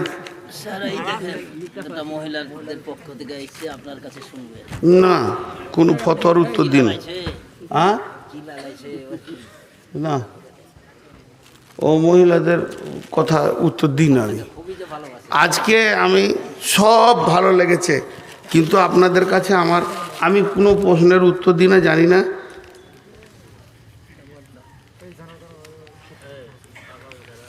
এইগুলো আর কি জানানোর দরকার আছে? তোমার স্বামীর ভেজাল আমি কোথা মারতে যাব? জি, কিন্তু আমার একটা প্রশ্ন আপনাদের শিক্ষিত সমাজের কাছে থেকে গেল, যে মেয়ে ব্যাচেলিয়র হয়ে যাবে, যার মেন্স চালু হয়ে যাবে, সে সমাজে এসে কণ্ঠ খুলে কথা বলতে পারে না। এটা আমার জানা আছে, যদি ভুল হয়তো বলবেন। মানে এত বড় মেয়ে মাইকে কথা বলবে, এটা শরীয়ত পারমিশন দেয়নি। এটা আপনারা খারাপ মনে করেন চাই ভালো মনে করেন? হ্যাঁ, এই মেয়েটা যার চেহারা, যা শরীর, তাতে 500 পুরুষের আকর্ষণ হবে। যদি আকর্ষণ না হয় তাহলে সে হিজড়ে। আমি পরিষ্কার কথা বলছি। ওর কণ্ঠস্বর আর বলার ভঙ্গি আর অঙ্গভঙ্গি যা হচ্ছিল, যদি কোনো পুরুষের আকর্ষণ না হয় তাকে হিজড়ে বলবো, তার চিকিৎসা করাতে হবে। তো ওই জন্যে এমনকি রাসূলুল্লাহ সাল্লাম বলছেন মেয়েদের কণ্ঠস্বর পর্যন্ত পর্দা। কে? ইমদাদুল 5,000 দিয়েছে আর 5,000 বাকি, মাশাআল্লাহ। তো এগুলো একটু আলেম ওলামাদেরকে জিজ্ঞেস করবেন, আমি ফতোয়া দিচ্ছি না। আর কেউ আছেন ভাই? কই 25,000টা বলছেন যে একজনের লুকিয়ে আছে 25,000। কে বললো লুকিয়ে আছে? আপনি বললেন এর ভিতরে আছে 25,000। মাশাআল্লাহ। বলেন আর কেউ আছেন ভাই আমার? মাশাআল্লাহ।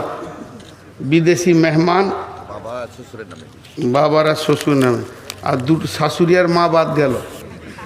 দানগুলো সব এক পেশি হয়ে গেছে, এলাকার সব বাপদেরকে বেশি ভালোবাসে মনে হয়। জি, যাই হোক, যারা দান করেছেন আল্লাহ তাদের যা যায় খায়ের দান করুন। তো আমি আপনাদের সামনে সর্বশেষ কথা এতটুকু বলে যাচ্ছি, জান মালের সহি ব্যবহার করতে হবে। আর আল্লাহ মুমিনের জান মালকে নিয়েছেন জান্নাতের বিনিময়ে। আল্লাহ তাবারাক ওয়া তাআলা শোনা এবং বলার থেকে বেশি করে আমল করার তৌফিক দান করুন। আব্দুল হক সাহেব কত? আর বাড়বে না? বাড়বে না? না 25 বলছেন বারে বারে। হ্যাঁ, তাহলে আর খানিক্ষণ দাঁড়াইলে 50 হবে। এটা 30 সেকেন্ডে 5,000 করে বাড়ছে, তাহলে আর একটু দেন, বাড়ান।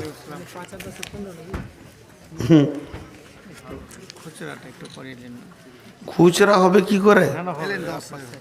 আচ্ছা চাদর দেন, চাদর দেন। আপনার হাতে এসে দিয়ে যাবে তাহলে সবচেয়ে বেশি। না, তাহলে মজলিসটা ভেঙে যাবে। পরবর্তী বক্তা আছে, আমি হাতে তখনই নিব। লোক আছে রেডি, দিয়ে দেন সব কটা গুনেলি। কি ভেজাল, কষ্ট করে। মাশাআল্লাহ। জি, এই চাদর ভিতরে ঢুকে যান তো, চাদর ঢুকে যান। মায়ের নামে 500 টাকা। এতক্ষণ একটা মায়ের ছেলে দেখতে পেলাম, মাশাআল্লাহ। আর কে আছেন মায়ের নামে 500 দিয়েছে? কেউ আছেন? ঠিক, একটা চাদরে হবে না, দুটা চাদর, এইদিকে একটা দেন, এইদিকে একটা দেন। জি ভাই, আপনাদের যার কাছে যা আছে টাকাগুলো রেডি করেন, যাবে সঙ্গে সঙ্গে দিয়ে দেন, যাবে সঙ্গে সঙ্গে দেন। চাদরটা ধরেন, আর একটা চাদর এইদিকে দেন করে। বাবা কে আছে? আর একটা চাদর এইদিকে দিয়ে দেন, দেন আল্লাহর রাস্তায়, এইদিকে একটা চাদর দেন। জি,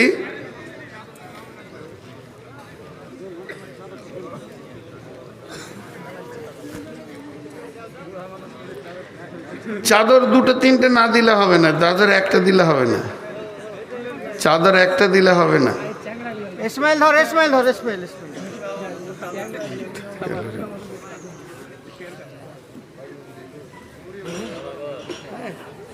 মাশাআল্লাহ, জাযাকাল্লাহ। আপনারা দিতে থাকেন, আল্লাহর রাস্তায় দিতে থাকেন, আল্লাহর রাস্তায় দিতে থাকেন, আল্লাহর জন্য দেন। আব্বার নামে অসুস্থ 100 টাকা। আব্বার নামে অসুস্থ, এই আল্লাহ যতগুলি দান এই পর্যন্ত এসেছে, দাদার নামে যতগুলি দান এই পর্যন্ত এসেছে, মাবুদ সমস্ত দানগুলি তুমি কবুল করে নাও। আল্লাহ তুমি এদের বদলা দাও, যে যা নিয়তে দান করছে আল্লাহ নিয়তকে তুমি পুরা করে দাও। হায়াতে তৈবা দাও, রুজি রোজগারে তুমি বরকত দাও। আল্লাহ তুমি হালাল উপার্জন করা তুমি তৌফিক দাও। মাবুদ গো, তোমার বান্দারা তোমাকে ভালোবেসে দান করছে, রুজি রোজগারে তুমি বরকত দাও। কঠিন কিয়ামতের দিনে নবীর হাতে পানি পান করা তৌফিক দিও। চলে গেটের সামনে চলে। এ আল্লাহ, কঠিন কিয়ামতের দিনে নবীর হাতে পানি পান করো তৌফিক দাও, তোমার রহমতের ছায়াতে দাও। এলাই জিবিল বাস সব্বিন নাস ওয়াসফিয়ান তাসাফি লা সিফা ও ইল্লা সিফাউকা সিফা লা ইগাদিরু সাকামা। মাবুদ গো, তোমার এক বান্দা কঠিন রোগে ভুগছে আল্লাহ, পেটের রোগ বড় কঠিন রোগ। এ আল্লাহ, তুমি রোগে শেফায়ে কামেলা আজেলা দান করো। এ আল্লাহ, তুমি তাকে সুস্থ শরীর পৃথিবী পৃথিবীতে দাও, শুধু শারীরিক সুস্থ নয়, মানসিক সুস্থতা দাও। এবং সেই সাথে মাবুদ গো, ওই ব্যক্তি বড় আশা করে আছে আমার কাছে দোয়া নেবে। আমি এক গুনাহগার, তোমার দরবারে দোয়া করছি মাবুদ, গুনাহগারের দোয়াটা তুমি কবুল করে নি, শেফায়ে কামেলা আজেলা তুমি দান করিও মাবুদ। হে আল্লাহ, তাকে তুমি 5 ওয়াক্তের নামাজি বানাইও, তোমার রসুলের সুন্নতের ওপরে পাবন্দি করিও। কেউ মায়ের নামে, কেউ বাপের নামে, কেউ দাদার নামে, দাদির নামে, যে যার নামে দান করছে মাবুদ, দানগুলো তুমি কবুল করো, মাফ করো, ক্ষমা করো রব্বুল আলামিন। নিশ্চয়ই তোমার বান্দারা তোমাকে ভালোবাসে, ভালোবাসে বলে নিজের হাতে দান করেছে মাবুদ। এ আল্লাহ, দানগুলোকে গ্রহণ করে নাও, এদেরকে তুমি কবুল করে নাও। আমিন, আল্লাহুম্মা আমিন। আর কেউ আছেন ভাই আমার? চটচট করে দেন। এইখান থেকে সাগর দিঘি শর্ট রাস্তা কি? আমাকে লোকেশন, হ্যাঁ লোকেশন দিতে পারবে কেউ? লোকেশনটা করে দাও হোয়াটসঅ্যাপে। নেন, আল্লাহ রাস্তে দেন, যাবে তাহলে ভালো। একটা কথায় কি আর বলবো, লজ্জার কথা, মানুষ এত নোংরা হয়ে গেছে যে দিন দুনিয়া আখেরাত কিছুই মানুষ মনে রাখছে না। তো আল্লাহর ভয় মানুষের কাছ থেকে চলে গেছে। তাছাড়া মানুষ এখনো পর্যন্ত নোংরামির মধ্যে মেতে রয়েছে। তো আল্লাহ আমাদের প্রত্যেককে সেখান থেকে ফিরিয়ে আনুন এবং জান্নাতের রাস্তায় উঠিয়ে দেন। আল্লাহ আমাদেরকে সকলকে কবুল করুন। আমিন, আল্লাহুম্মা আমিন। আসসালামু আলাইকুম। এই কিসে এসছো? হিকমতের আলোকে তোরা হানাফি, তোরা শাফি, তোরা মালিকি, তোরা হাম্বেলি, ওদের সাথে আমাদের হবে না। ওদের এই করে, ওরা তাই করে, ওরা রাফুল ইয়াদান করে না, ওরা জোরে আমিন বলে না, ওরা বুকে হাত বাঁধে না, ওরা পারে পা মিলাই না। এইগুলা বলে বলে কোনো লাভ হবে না। ওরা কেমন করে বুকে হাত বাঁধবে সেইটা হিকমতের সাথে পেশ করে দাও, অটোমেটিক তারা সুধরে যাবে, অটোমেটিক সুধরে যাবে। আমরা কোনো দিন যখন জাকির নায়েকের ওখানে গেলাম, বৈঠক করলাম জাকির নায়েকের সাথে, আলোচনা শুরু হওয়ার আগে আমাদেরকে কেমন করে বলতে হবে, মানে সব কিছু খুলে বলতে হবে না। টিভির ব্যাপার তো আন্তর্জাতিক ব্যাপার, সারা বিশ্বে যাবে এটা। বাঙালি শুধু বাংলাদেশে নেই, বাঙালি শুধু ভারতবর্ষে নেই, বাঙালি সারা বিশ্বে আছে কর্মরত জীবনে। লাখ কোটি কোটি বাংলাদেশি সারা বিশ্বে আছে, আমরাও তাদের খবর রাখি না। আর সেই সমস্ত বাংলাদেশিদের মাঝে পিস টিভি আজও চলছে, ফ্রান্সে চলছে, জার্মানে চলছে, জাপানে চলছে, মালয়েশিয়াতে চলছে, আপনার লন্ডনে চলছে, আমেরিকাতে চলছে, সমস্ত পাশ্চাত্যের দেশগুলিতে আজও পিস টিভি চলছে। এখানে পক্ষপাতিত্বের ভিত্তিতে আজও যদি আমরা চাই লাগাতে পারি, আমরা লাগাই না, আলাদা কথা। তো কথা হচ্ছে সে জায়গাতে আমি গেলাম, আমরা কোনোদিন কোনো হানাফিদের বিরুদ্ধে কোনোদিন এইভাবে বলি না, না দরকার নেই। তারা মুসলিম, রাফুল ইয়াদান করে না, জোরে আমিন বলে না, তার মানে কি মুসলিম নয়? নামাজ হবে না?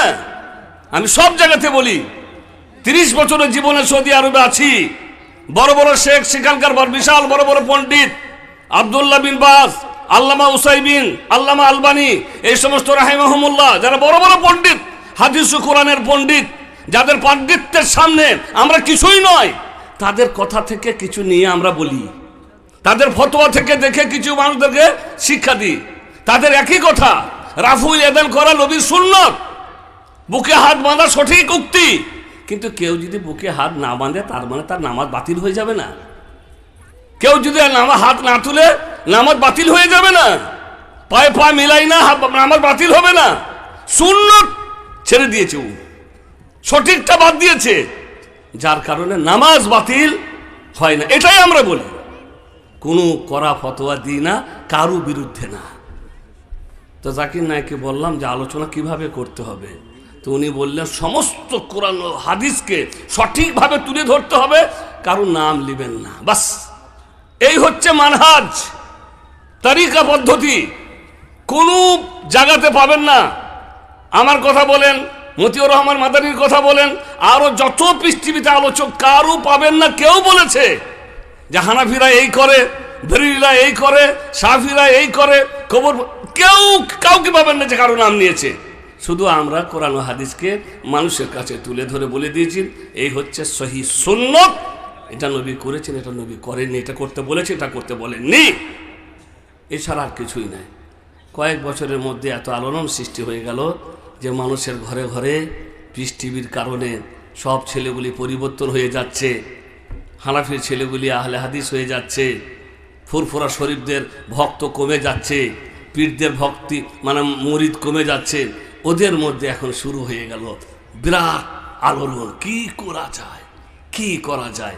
তারপরে ওরা এবার শুরু করে দিল ওদের আলেমরা বিভিন্ন ফতোয়া। কেউ বলে দিল ইহুদিদের এজেন্ট, ইহুদিদের দালাল, হ্যাঁ মুসলিমদের বড় ফিতনা, ফিতনা লাগিয়ে দিয়েছে। ফিতনা তো লেগেছেই, ফিতনা লেগেছে। আল্লাহ নবী মোহাম্মদ সাল্লাল্লাহু আলাইহি সাল্লাম যখন মক্কায় এলেন, নবী ও নবুয়ত লাভ করলেন, ফিতনা শুরু হয়ে গেল। কি ফিতনা? বেটা মুসলমান হয়ে গেছে আর বাপ মুসলমান হয়নি, স্বামী মুসলমান হয়ে গেছে, স্ত্রী মুসলমান হয়নি, আবার কারো স্ত্রী মুসলমান হয়ে গেছে, স্বামী মুসলমান হয়নি, কারো মেয়ে মুসলমান হয়ে গেছে, আর বাপ মুসলমান হয়নি। এই ফিতনায় পড়ে গেছে ওরা। মানে বড় বড় সর্দাররা তখন আবু তালেবের কাছে এসে বলল, দেখো তোমার ভাই মোহাম্মদের কারণে বড় ফিতনা শুরু হয়ে গেছে, এটা বিরাট ফিতনা মনে করছে ওরা। বলে দেখো আমার বেটা মুসলমান হয়ে গেছে। ও বলছে আমার বেটি মুসলমান। আবু সুফিয়ানের বেটি উম্মে হাবিবা শুধু মুসলমান হননি, মুসলমান হয়ে আল্লাহ নবীর স্ত্রী হয়ে গেছেন। আর আবু সুফিয়ান কিন্তু ইসলাম গ্রহণ তখনও করেননি, ছিলেন। বিরাট ফিতনা মনে করেছিল ওরা, এটাকে ওরা ফিতনা মনে করলো। যাক, যা করলো করলো। আল্লাহর বাণীকে কখনো সত্যকে দাবানো যায় না। হক ইউলা ওয়ালা ইউলা আলাইহি, সত্য সব সময় বিজয় লাভ করে, সত্যের ওপরে বিজয় লাভ করা যায় না। আল্লাহর নবী মুহাম্মদ সাল্লাল্লাহু আলাইহি ওয়াসাল্লাম সত্য ধর্ম নিয়ে এসেছিলেন, বিজয় লাভ করেছিলেন। তাকে দাবানোর বহু চেষ্টা করা হয়েছিল, কিন্তু তাকে দাবানো যায়নি। তাই এরাও দাবাতে চেষ্টা করলো কি করে বৃষ্টি বন্ধ করা যায়, কি করে একটা ফিতনা খাড়া করা যায়, কি করে করা যায়। একদিন একটা সুযোগ পেল, তারপরে যা হবার তাই হলো। তা আপনাদের কাছে আছে, যা আমার বলার শেষ নেই। তাকে দেশ থেকে চলে যেতে হয়েছে, বাকি তিনি আছেন, আল্লাহর হিফাজতে আছেন, মালয়েশিয়াতে আছেন, আল্লাহর রহমতের ছায়ায় তিনি আছেন, আল্লাহ তার হিফাজত করছেন। তাকে যখন প্রশ্ন করছেন সাংবাদিকরা যে পিস টিভিটা তো বন্ধ হয়ে গেল, তখন উনি হাসতে হাসতে বললেন, পিস টিভি কখনোই বন্ধ হবে না। পিস টিভি তো মানুষের পকেটে পকেটে ঢুকে গেছে, আবার পিস টিভি কেমন করে বন্ধ হবে?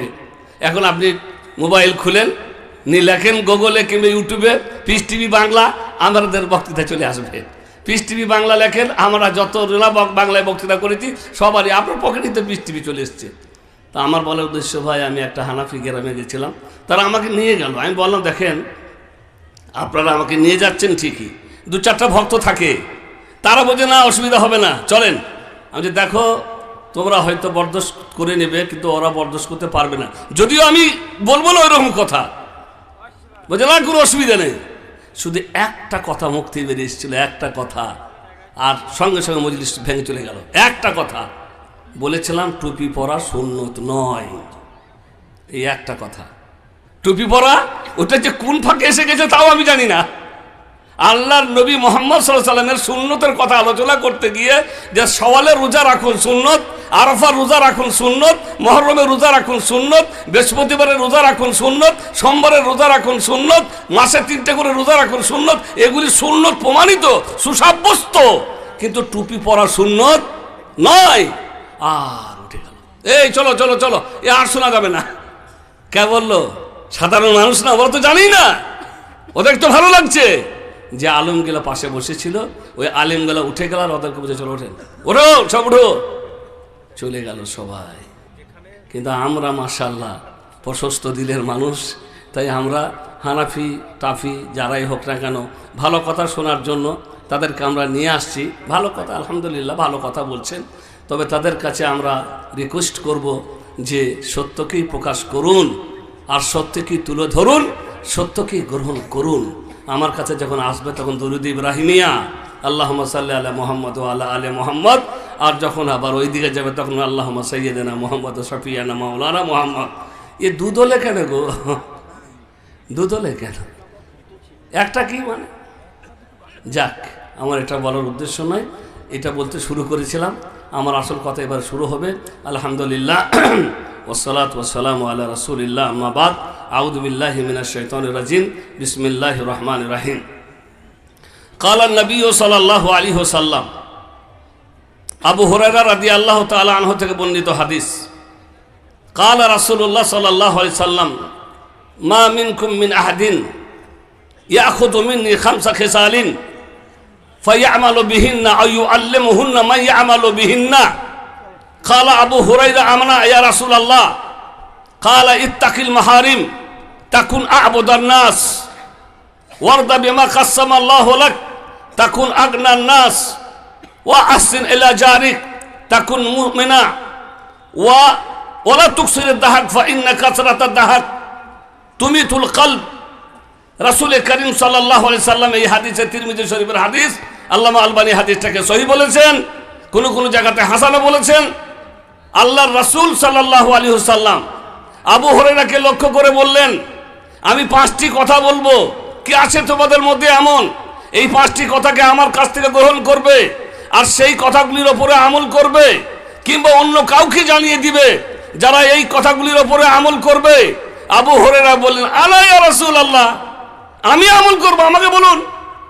কারণ আবু হুরায়রা তো বুঝতেই পারছেন সব থেকে বেশি হাদিসকে বর্ণনা করেছেন আবু হুরায়রা রাদিয়াল্লাহু তাআলা আনহু। ফকির, মিসকিন, গরিব, কাঙাল, কিছুই নাই, ঢিকি নাই, চুনো নাই, বাড়ি নাই, সংসার নাই, কিচ্ছু নাই। সাহাবীরা একদিন বললেন, আচ্ছা আবু হুরায়রা, তুমি এত হাদিস কোথা পাও? এত হাদিস তুমি কোথা পাও? আবু বকর, উমর, উসমান, আলী, বড় বড় বিচক্ষণ সাহাবী যারা খিলাফতের দায়িত্ব পালন করে গেছেন, তাদের কাছ থেকে এত হাদিসের বর্ণনা পাওয়া যায় না, আর তোমার কাছে এত হাদিস কোথায় পাও? আবু হুরায়রা রাদিয়াল্লাহু তাআলা আনহু বললেন, দেখো, আবু বকরের কারোবার ছিল, ওমর রাদিয়াল্লাহু তাআলা আনহু ব্যবসায়ী ছিলেন, তাদের কারোবার ছিল, আরো অন্যান্য সাহাবী তাদেরও কারোবার ছিল। তারা কোনো সময় নবীর কাছে থাকতেন, আবার কোনো সময় থাকতেন না, কোনো সময় সময় পেতেন, কোনো সময় সময় পেতেন না। তাই সব সময় নবীর কাছে থাকার মতন সুযোগ তাদের হতো না বলে তারা নবীর সব কথাকে আয়ত্ত করতে পারেননি। কিন্তু আমি আবু হুরায়রা শুধু এই পেটের মালিক ছিলাম। পেটে কিছু পড়লো তা পড়লো, আর না পড়লো তা না পড়লো। সব সময় নবীর আশেপাশে থাকা আর নবীর কথাগুলাকে মানে হৃদয়ঙ্গম করে নেওয়া, মুখস্থ করে নেওয়া, এটাই ছিল আমার কাজ। পেলাম খেলাম, না পেলাম খেলাম না। খাওয়ার অবস্থা কেমন জানেন? একদিন তিনি রাস্তায় পড়ে আছেন, কয়েকদিন ধরে খাননি, রাস্তায় পড়ে আছে। আবু বকর রাদিয়াল্লাহু তাআলা আনহু আসছেন, তো আগে থেকে সালাম করছে, আসসালামু আলাইকুম। তা আবু বকর রাদিয়াল্লাহু তাআলা আনহু সালামের উত্তর দিয়ে বলছেন, আবু হুরায়রা, তোমার যে অবস্থা আমার ওই একই অবস্থা। সালামটা তুমি কেন দিয়েছো জোরে আমি ভালো বুঝতে পারছি, কিন্তু অবস্থা তোমার যা আমারও তাই। সালামের উত্তর দিয়ে পেরিয়ে গেলেন। ওমর ফারুক রাদিয়াল্লাহু তাআলা আনহু আসলেন, তাকেও সালাম দিলেন, তিনি ওই একই বললেন, আবু হুরায়রা, তোমার মতো অবস্থা আমারও, অতএব আমি তোমার কি আর করতে পারি। তিনিও চলে গেলেন। তারপরে আসলেন মুহাম্মদুর রাসূলুল্লাহ সাল্লাল্লাহু আলাইহি ওয়াসাল্লাম, নিয়ে বললেন, আবু হুরায়রা সালাম দিলেন, ওয়ালাইকুম সালাম। বলে, আবু হুরায়রা, ব্যাপার বুঝতে পারছি, এল হাকবি, চলো দেখি আল্লাহর জমিনে কোথাও কিছু পাই কিনা, এল হাকবি, চলো আমার সাথে। নিয়ে আল্লাহ রসুল আবু হুরায়রাকে সাথে করে নিয়ে চলে গেলেন। মসজিদে নববীতে গিয়ে বলেন, দেখো বিবিদের কাছে কিছু পাওয়া যায় কিনা, খবর পাঠাও। এই হচ্ছে 1 নম্বরের তরিকা। যখন আপনি কোনো ভালো কাজ করতে চাইবেন, সেই ভালো কাজটাকে আপনি নিজের দিয়ে শুরু করবেন। আগে নিজে, আগে অপরকে বলতে যাবেন না। কার বেটি পর্দা করে কি করে না, কার ছেলে নামাজ পড়ে কি পড়ে না, কার স্ত্রী পর্দা করে কি করে না, ওইদিকে না, আগে আপনার দিকে দেখেন, আপনার মেয়েটা কি করছে, আপনার বিবি কি করছে, আপনার বাড়ির অবস্থা কি। বাড়ির দায়িত্ব আপনার, ওপরের দায়িত্ব আপনার নয়।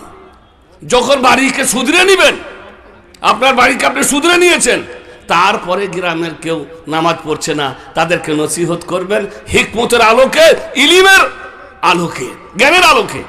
বিনা জ্ঞানে না, বিনা জ্ঞানে কোনো দিনের দাওয়াত দেওয়া যায় না। আর সর্বপ্রথম দিনের জ্ঞান অর্জন করতে হয়। তো আগে নিজেকে সামলে লাও, শুধরে লাও, তোমার স্ত্রীকে শুধরে লাও, তোমার পরিবারকে শুধরে লাও, তারপরে জোর গলায় অন্যের কাছে বলতে পারবে। তা না হলে তোমার কথা গ্রহণীয়তা থাকবে না, কেউ গ্রহণ করবে না। নিজেকে আগে শুধরে, এটা ছিল তরিকা মুহাম্মদুর রাসূলুল্লাহ সাল্লাল্লাহু আলাইহি সাল্লাম। আমাদের সমস্যা দেখেন, আমার নিজের খোঁজ নেই, বাড়িরও খোঁজ নেই, বেটি কোথায় যায় কখন আসে জানি না, কলেজে গেছে কখন ফিরছে জানি না, রাতে ঘুমাচ্ছে সারা রাত মোবাইল নিয়ে পড়ে আছে, খোঁজ নেই।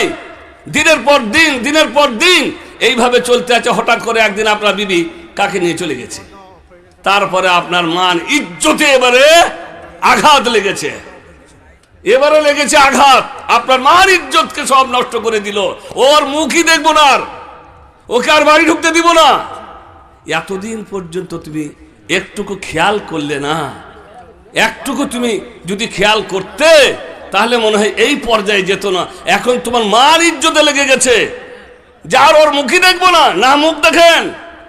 যদি এই ভুল হয়ে গেছে তাহলে ওকে ওই অবৈধ জীবন থেকে ফিরিয়ে আনুন একজন বাপ হিসাবে নিয়ে। যদি সেই ছেলেকে সে বিয়ে করতে চায়, যোগ্য, সে ভালোবেসেছে, প্রেম এমন এক জিনিস সে কাউকে বুঝে না, ধন মাল সম্পদ কিচ্ছু না, ওই এমন একটা জিনিস।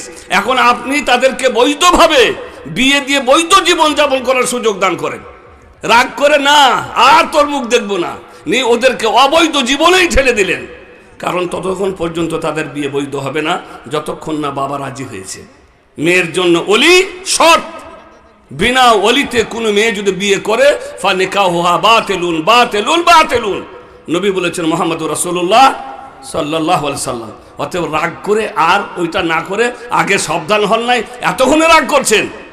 যদি আগে খোঁজ রাখতেন না, এইভাবে খোলামেলা ভাবে কলেজে যাবার কোনো দরকার নেই। কি দরকার রে বাবা কলেজে যাবার? আমার মেয়েগুলি সৌদি আরবে মানুষ হলো, কোরআনের হাফেজ হলো, সেখানকার মাদ্রাসায় পড়াশোনা করলো, সব হয়ে গেল, সংসার জীবনে চলে গেল। স্বামীর সাথে সংসার জীবনে আছে আল্লাহর রহমতে, ছেলে মেয়ের মা হয়েছে, তারা সংসারের জীবন পালন করছে, আল্লাহর দিন পালন করছে। পাড়া প্রতিবেশীর মেয়েরা যখন কোনো প্রয়োজন মনে করে তারা জানে, সেই বাড়িতে এসে আমার মেয়েদের কাছে কিছু জিজ্ঞাসাবাদ করছে। তারা জানলে বলছে, না না আমার কাছে টেলিফোন করে বলছে, বাবা এরকম একটা ফতোয়া জিজ্ঞাসা করতে এসেছিল। তো মোট কথা হচ্ছে সংসারের জীবনে কি করবে আপনার মেয়ে? আমার স্ত্রী দেখাশোনা আমার, তার খাওয়া, তার পড়া, তার বাসস্থান, তার চিকিৎসা, তার যাবতীয় প্রয়োজন হচ্ছে একজন স্বামীর। আপনার স্ত্রী আপনার মেয়েকে চাকরি করতে হবে, কে বললো? চাকরি করতে পারে, জায়েজ, কিন্তু মেয়েদের আওতায় হাজার হাজার মহিলা মাদ্রাসা আছে সৌদি আরবে। মাদ্রাসাতুল বানাত, মাদ্রাসাতুল বানাত, মাদ্রাসাতুল বানাত, এ টু জেড মহিলা শিক্ষিকা। সেখানে পুরুষদের কোনো সাগর স্পর্শ নেই। আমরা মেয়েদেরকে আনতে যাই, ওই 10 হাত বলছি আপনার মনে করেন আমি যেখান থেকে এলাম প্রায় বড় দূরে, ওই পর্যন্ত বাউন্ডারি ঘেরা আছে, গাড়িটা নিয়ে ওইখানে দাঁড়িয়ে থাকতে হবে। শুধু একজন হারেস থাকে, হারেস পাহারাদার, ওকে বলতে হবে আমার মেয়ের নাম অমুক, মাকে ডেকে দিবে, তোমার বাবা এসে গেছে, ইয়া আল্লাহ তাআলি, তখন ওখানে গিয়ে আমার গাড়িতে চাপবে।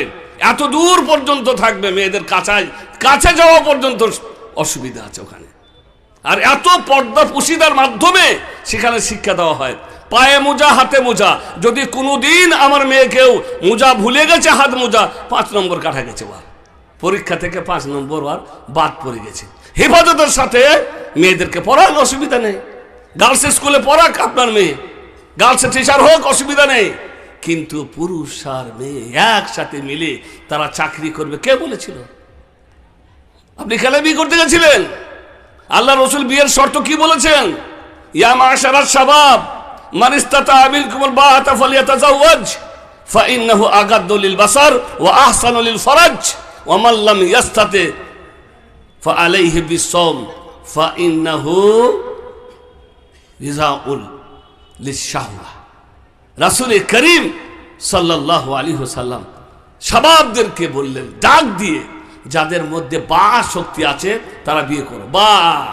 বা মানে আপনি খেতে দিতে পারবেন, আপনি পড়তে দিতে পারবেন, আপনি বাসস্থান দিতে পারবেন, আর সব থেকে বড় আপনি তাকে তৃপ্তি দিতে পারবেন, সহবাস করতে পারবেন তার সাথে। এটা হচ্ছে সব থেকে বড়। কারণ একটা বাবা তার মেয়েকে ছোট থেকে মানুষ করে, টাকা দিয়ে পয়সা দিয়ে পড়ায়, অনেক খরচা করে, কলিজার টুকরা তার ভালো লাগে না এই মেয়েটাকে আপনার হাতে তুলে দিতে। কিন্তু শরীয়তের বিধি, আল্লাহর নিয়ম যে তার একটা জীবন আছে, তার খায়েশ আছে, প্রবৃত্তি আছে, আর সেই প্রবৃত্তি চরিতার্থ হবে বৈধ বিবাহের মাধ্যমে। তার কারণে এই কলিজার টুকরাটাকে বুকের ওপরে পাথর বেঁধে একটা মানুষের হাতে তুলে দেয় চিরজীবনের জন্য। কারণ এটাই হচ্ছে আল্লাহর বিধি। অতএব আপনার মধ্যে শর্ত হচ্ছে যে তাকে তৃপ্তি করার শক্তি আপনার মধ্যে থাকতে হবে। যদি রোগ থাকে আপনি মনে করেন আগে রোগের চিকিৎসা করেন না, এখন সৌদি আরবের আইন হয়ে গেছে, বিয়ের আগে হসপিটালে গিয়ে টেস্ট করতে হবে, যারটা রিপোর্ট আসবে যে হ্যাঁ সব কিছু ঠিক আছে তবে বিবাহ হবে, না হলে বিবাহ হবে না। আর আমাদের তো দরকারই নাই, বিয়ে করে নিলাম, মানে বিয়ের আগে অবৈধ সম্পর্কের মাধ্যমে নিজের যৌবনকে নষ্ট করে ফেলেছি, আমরা পুরুষত্বকে নষ্ট করে ফেলেছি। তারপরে একটাকে মেয়েকে বিয়ে করে নিয়ে এলাম, তাকে অশান্তির সাগরে ভাসিয়ে দিলাম, কারণ তাকে তো তার সেই খোরাক দিতে পারছি না, যার কারণে তার বাবা আমার সাথে বিয়ে দিয়েছিল।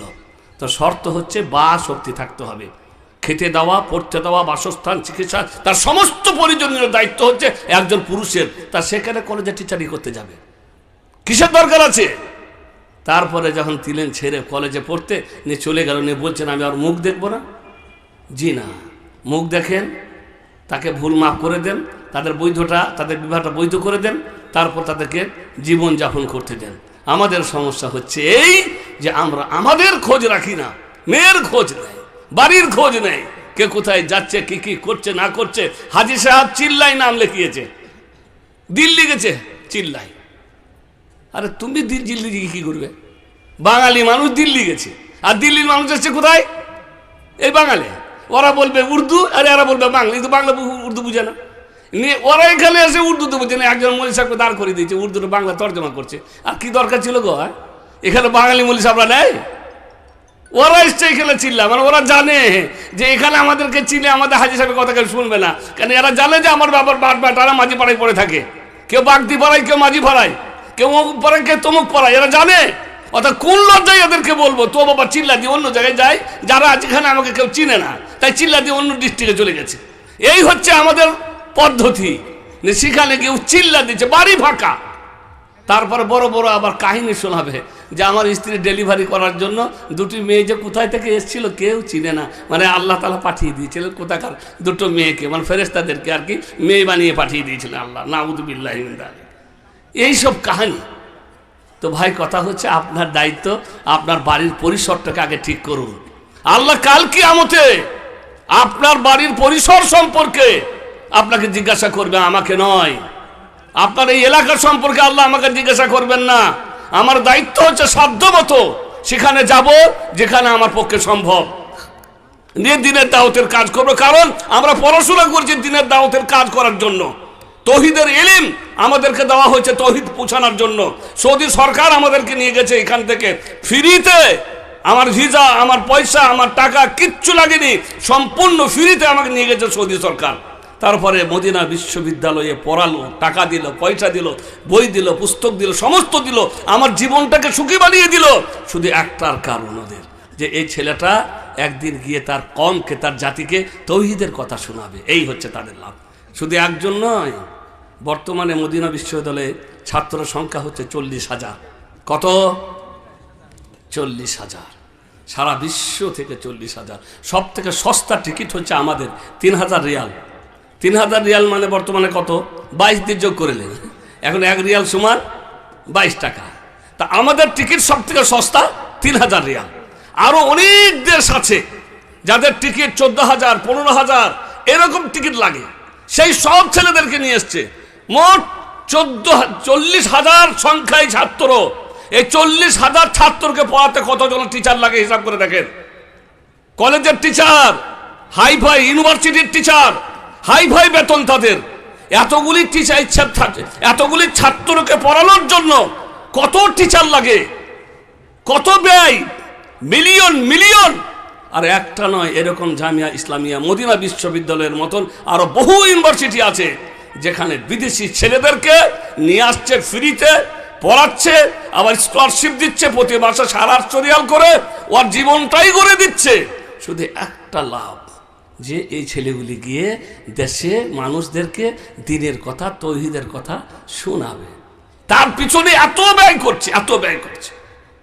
তো আমাদের এটা দায়িত্ব, আল্লাহর দ্বীনের কালাম আমরা শুধু, আমি না, আমাদের মতন যত আলেম ওলামারা আছেন, যারাই পড়াশোনা করেছেন, তারা সঠিক দিনটা আগে যান। সঠিকটা কিভাবে জানবে?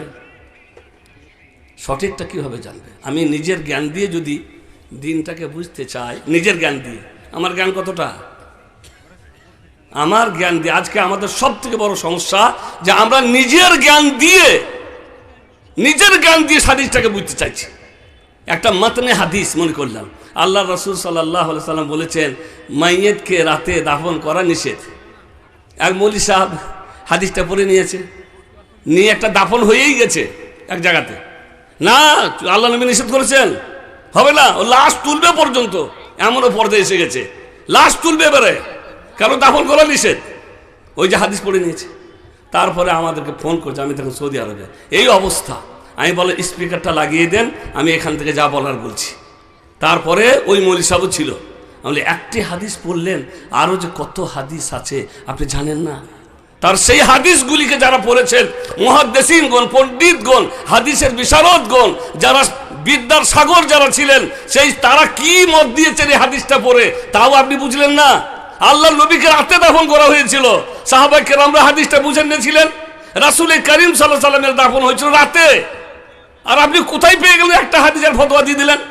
আর সব হাদিসগুলিকে যা একত্রিত করতে হয়, তারপরে মুহাদ্দিসিনরা কি বলেছেন, তারা কি বুঝেছেন, তাদের বুঝগুলাকে নিতে হয়।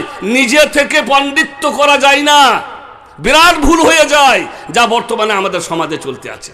আমরা কেউ নিজেকে ছোট মনে করি না, ওর থেকে আমি কম আছি নাকি, আমি কি পড়ি নাই। আর সাধারণ মানুষগুলো মনে করে উনি কি কম জানেন নাকি, উনি কি জানেন, আমি কি জানি। আল্লাহর কসম করে বলছে, আমি কোনো দিন, আমরা কেউ, না মতিউর রহমান মাদানী, না আমি, না আব্দুল হামিদ ফাইদি, তার বহু বই পুস্তক আপনারা পড়েছেন, কেউ আমরা নিজের ফতোয়া দিই না।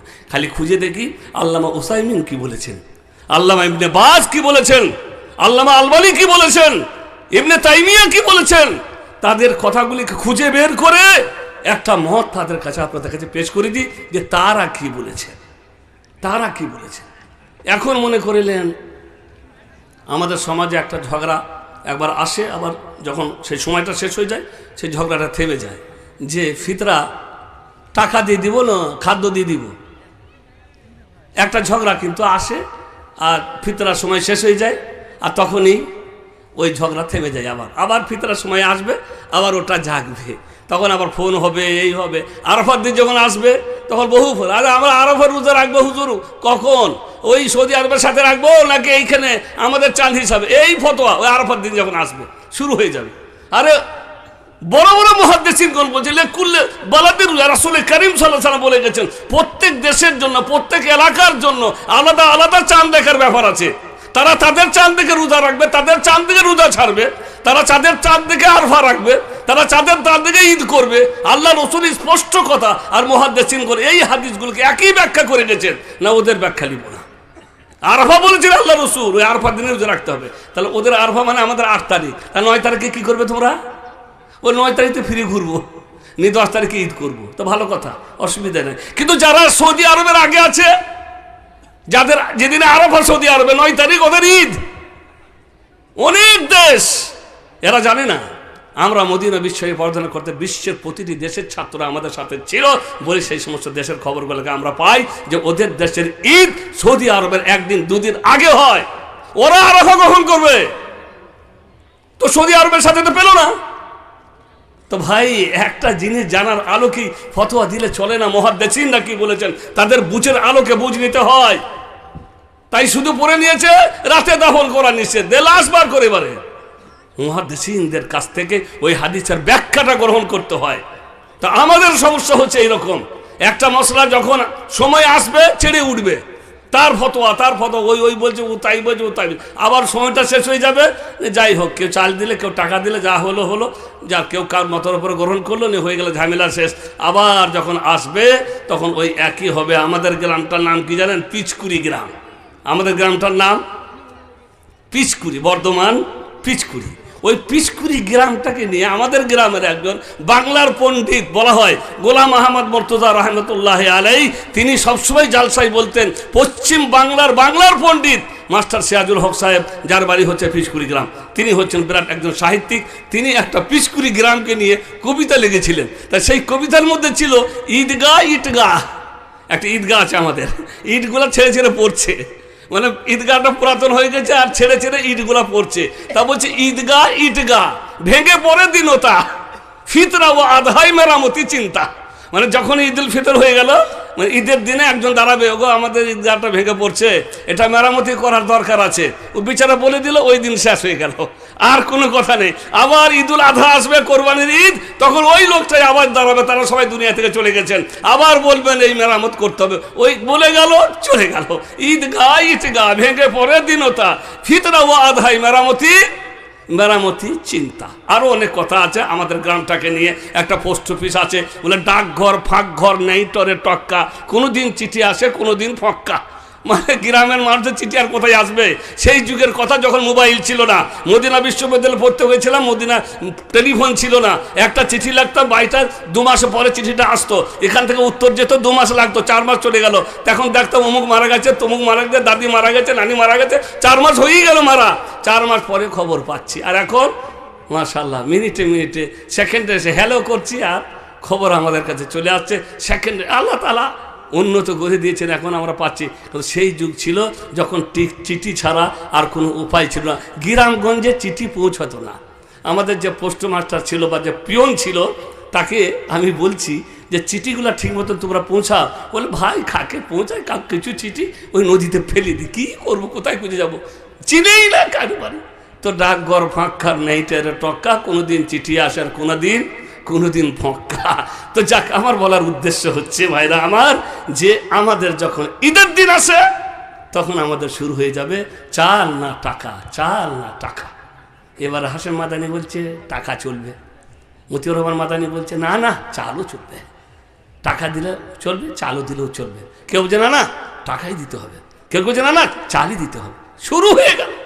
কত বড় পণ্ডিত আমরা, আল্লাহু আকবার! কেন এই ব্যাপারে তো রাসূল কারীম সাল্লাল্লাহু আলাইহি ওয়াসাল্লাম হাদিস দিয়েছেন, তারপরে মুহাদ্দিসিনগণ তার ব্যাখ্যা দিয়েছেন। কেন আল্লাহ নবীর জামানাতে দিরহাম দিনার ছিল না? দিরহাম দিনার আমরা টাকা বলছি, সৌদি আরবে রিয়াল বলে, কুয়েতে দিনার বলে, বাহরাইনে দিরহাম বলে, কাতারে আপনার রিয়াল বলে, কাতারের রিয়াল সৌদির থেকেও দামি, আর কুয়েতের দিনার আল্লাহু আকবার, 1 দিনার, বুঝতে পারলেন? 1 দিনার সমান সৌদি আরবের 45 রিয়াল। তাহলে আমাদের কত হিসাব করেলেন? এখন এই যে রিয়াল দিনার বিভিন্ন দেশের, আল্লাহর নবীর জামানায় তো দিনার দিরহাম ছিল, কিন্তু তিনি কি বললেন? সা আমিন তামারিন, সা আমিন জাবিবিন, সা আমিন পানি, এইভাবে জাবিন আপনার কাম, এই জিনিসগুলি সব খাদ্য জাতীয়। তাই সৌদি আরবের প্রত্যেক শেখের কোনো দ্বিমত নেই যে খাদ্য দিয়েই ফিতরা দিতে হয়। মানবেন না, মানেন না, আল্লাহ মালিক, বলার কিছু করার নেই। একটা কথা এলে বলে আমি বলে দিলাম যে আমরা নিজের মতটাকে পেশ করতে চাই, কারো মত নিব না। যারা বুঝে গেছেন পণ্ডিতগণ, সেই পণ্ডিতগণদের আমরা মতামত গ্রহণ করতে চাইছি না। ভাই কোনো দিন হাদিসকে নিজে বুঝতে যাবেন না, মুহাদ্দিসিনগণরাও সাবধান করে গেছে। সালাফদের বুঝ থেকে বুঝেন, সালাফরা কি বুঝেছেন সেই বুঝ থেকে বুঝেন। ইবনে আব্বাস রাদিয়াল্লাহু তাআলা আনহু স্বপ্নে দেখলেন, আব্বাস রাদিয়াল্লাহু তাআলা, ইবনে আব্বাস না, আব্বাস রাদিয়াল্লাহু তাআলা আনহু স্বপ্নে দেখলেন কাকে? আবু লাহাবকে, যে তার প্রচন্ড কষ্ট হচ্ছে। আবু লাহাবকে সবাই জানেন, আল্লাহর নবীর চাচা আর 1 নম্বরের বদমাস, চরম কষ্ট দিয়েছে নবী মুহাম্মদ রাসূলুল্লাহ সাল্লাল্লাহু আলাইহি সাল্লামকে। 1 নম্বরের শত্রু সে এবং তার স্ত্রী, দুজনায় মিলেই রাসূল কারীম সাল্লাল্লাহু আলাইহি সাল্লামকে চরম জ্বালিয়েছে, চরম কষ্ট দিয়েছে।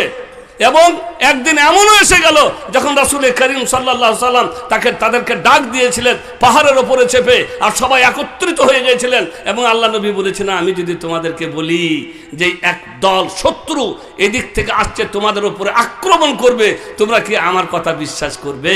তখন সবাই এক বাক্যে বলেছিলেন, বেলুচ বলেছিল যে আজ পর্যন্ত তোমাকে মিথ্যা কথা বলতে কোনোদিন আমরা শুনিনি, অতএব তুমি যদি বলো তাহলে সত্যই হবে। তখন রাসূল কারীম সাল্লাল্লাহু আলাইহি সাল্লাম বললেন, আমি তোমাদেরকে আল্লাহর আযাবের ভয় দেখাচ্ছি, আল্লাহর আযাব তোমাদেরকে গ্রাস করবে, সেই আযাবের ভয় দেখানোর জন্য আমি তোমাদেরকে এখানে একত্রিত করছি। আবু লাহাব রেগে বোম হয়ে গেল, আলিহাদা জামাতানা, এই জন্য তুমি আমাদেরকে ডেকেছিলে? আমরা মনে করলাম তুমি কোনো বিপদে পড়েছো, তোমাকে বিপদ থেকে বাঁচাবার জন্য আমরা দৌড়ে এসেছি, তোমার আশেপাশে দাঁড়িয়েছি, আর তুমি এই জন্য আমাদেরকে ডেকেছো? আলিহাদা জামাতা তাব্বাল্লাকা সাইরাল ইয়াউম, তোমার ধ্বংস হোক, এই জন্য আমাদেরকে ডেকেছিল? আল্লাহ তাআলা তখন সূরাই নাযিল করে দিলেন, নবী কখনোই ধ্বংস হবেন না, আবু লাহাব তুই ধ্বংস হবি। তাব্বাত ইয়াদা আবি লাহাবিউ ওয়া তাব মা আগনা আনহু মালুহু ওয়া মা কাসাব সায়াসলা নারান যাতা লাহাব ওয়া আমরাতুহু, তার বিবিও যাবে, হাম্মালাতাল হাতাব ফি জিদিহা হাবলুম মিন মাসাদ, তাদের দুজনের গলায় পরা থাকবে পাকা দড়ি, পাকা মানে খুব মজবুত করে যে দড়িকে পাকানো হয়, সেই পাকানো দড়ি তাদের গলায় পরিয়ে টানতে টানতে নিয়ে গিয়ে জাহান্নামে নিক্ষিপ্ত করা হবে, জাহান্নামে ফেলা হবে। নবী আমার কখনোই ধ্বংস। এত বড় এক শত্রু ছিল আল্লাহর আপন চাচা হয়ে নবীর পিছনে পিছনে লেগে থাকতো, আর যখনই নবী কোনো দাওয়াতের কাজ করতেন আর এর সঙ্গে সঙ্গে গিয়ে বলতেন, এ খবরদার এর কথা শুনো না, এর মাথা ঠিক নাই, এর কথা শুনো না, এর মাথা ঠিক নেই, এ পাগল, এ জাদুকর, এ কবি, বিভিন্ন কথা বলে লোকদেরকে সে ভ্রষ্ট করতে চেষ্টা করত। বাকি হিদায়েত পাবার যারা ছিল তারা অবশ্যই কি হয়ে গেছে, তারা হিদায়েত পেয়ে গেছে। আল্লাহ রাব্বুল আলামিনের বাণী যাদের কাছে পৌঁছানোর ছিল, নবীর বাণী তাদের কাছে পৌঁছে গেছে। অতএব কাউকে রুখতে পারা যায় না যাকে আল্লাহ রাব্বুল আলামিন হেদায়েত দিতে চায়, কোনো শয়তান রুখতে পারবে না, কেউ রুখতে পারবে না। উমর ফারুক যিনি কঠোর ছিলেন, সিদ্ধান্ত গ্রহণ করেছিলেন যে আমি আজকে মুহাম্মদকে হত্যা করে দিব, এই রকম নিয়ত করে ফেলেছিলেন, কিন্তু আল্লাহর বাণী যখন তার হৃদয়কে স্পর্শ করলো, হৃদয় গলে গেল এবং তিনিও পরিবর্তন হয়ে গেলেন এবং আল্লাহর নবীর কাছে গিয়ে বলে আশহাদু আল্লা ইলাহা ইল্লাল্লাহ। আল্লাহ যাকে হিদায়াত দিতে চান তাকে কেউ রোধ করতে পারে না। আল্লাহ আবু লাহাবকে চাননি। তাই আমি বলি ভাই, যারা আপনারা ভালো কাজ করছেন, কেউ নামাজ পড়ছেন, ভালো ভালো 5 ওয়াক্তের নামাজ, কেউ নামাজের সাথে সাথে দান খয়রাতও খুব করছেন, মাদ্রাসায়, মসজিদে, বিভিন্ন জায়গাতে, আপনারা এটা মনে করেন যে আপনারা বাহাদুর, না, এটা নয়, বরং আল্লাহর কৃতজ্ঞতা জ্ঞাপন করুন যে আল্লাহ আপনাকে চেয়েছেন তাই আপনি মসজিদে যাচ্ছেন, আল্লাহ আপনাকে চেয়েছেন তাই আপনি দান করতে পারছেন। ওর পকেটে হাত যায় না, আর আপনার পকেটে আল্লাহ হাত ঢুকিয়ে দিচ্ছে, দিলে আল্লাহর হস্তে, এটা আল্লাহ আপনাকে চেয়েছেন। তাই যে করতে পারছেন সে আল্লাহর কৃতজ্ঞতা করুন যে আমাকে আল্লাহ কবুল করেছেন, যে আমি সবাই ঠান্ডার দিনে আজ মসজিদে আসতে পারলো না, মাত্র আমরা 5 জন মসজিদে গো, এই 5 জনের একজন আপনি। কত চেয়েছেন আপনাকে আল্লাহ, আপনার ঘুম ভাঙিয়ে দিয়েছেন, ঠান্ডা পানিতে উজু করেছেন আপনি, মসজিদে গেছে কেন অল্প সংখ্যক মানুষ, অনেক মানুষ এখানে সবাই আসতে পারিনি, ওরা হতভাগা, ওদেরকে আল্লাহ চাননি। আল্লাহ যাকে চান সেই হেদায়েত পায়, আর আল্লাহ যাকে চান না সে হেদায়েত পায় না। নামাজি সেই হয় যাকে আল্লাহ চান, নামাজ সেই পড়ে যাকে আল্লাহ পড়ান। যার কারণে আমার নবী মুহাম্মদ সাল্লাল্লাহু আলাইহি সাল্লাম প্রত্যেক নামাজের পরে এই দোয়াটি করতেন, আল্লাহুম্মা আইন্নি আলা যিকরিকা ওয়া শুকরিকা ওয়া হুসনি ইবাদাতিকা, হে আল্লাহ তুমি আমার সাহায্য করো যেন আমি তোমার জিকির করতে পারি, আমি তোমার কৃতজ্ঞতা করতে পারি, এবং আমি যেন তোমার সুন্দর ইবাদত করতে পারি। কে বলছেন? রাসূল কারীম, যিনি সব থেকে বড় আবেদ ছিলেন, পৃথিবীর শ্রেষ্ঠতম আবেদ, তিনি এমন ইবাদত করে গেছেন যার মতন ইবাদত কেউ করতে পারেনি, কিয়ামত পর্যন্ত আল্লাহর নবীর মতন ইবাদত কেউ করতে পারবে না। আর তিনি সাহায্য চাইছেন কার কাছে? কারণ আল্লাহর সাহায্য ছাড়া দিনের কাজ করা সম্ভব নয়। আল্লাহর সাহায্য ছাড়া আমার এখানে আসা সম্ভব ছিল না। আজকে আমি অসুস্থ হয়ে পড়তে পারতাম, আমার মাথা ব্যথা হতে পারতো, আমি জ্বর আক্রান্ত হয়ে পারতাম, প্রচণ্ড ঠান্ডার কারণে এটা আমি বরদাস্ত নাও করতে পারতাম, কিন্তু আল্লাহ আমাকে সুস্থ রেখেছেন।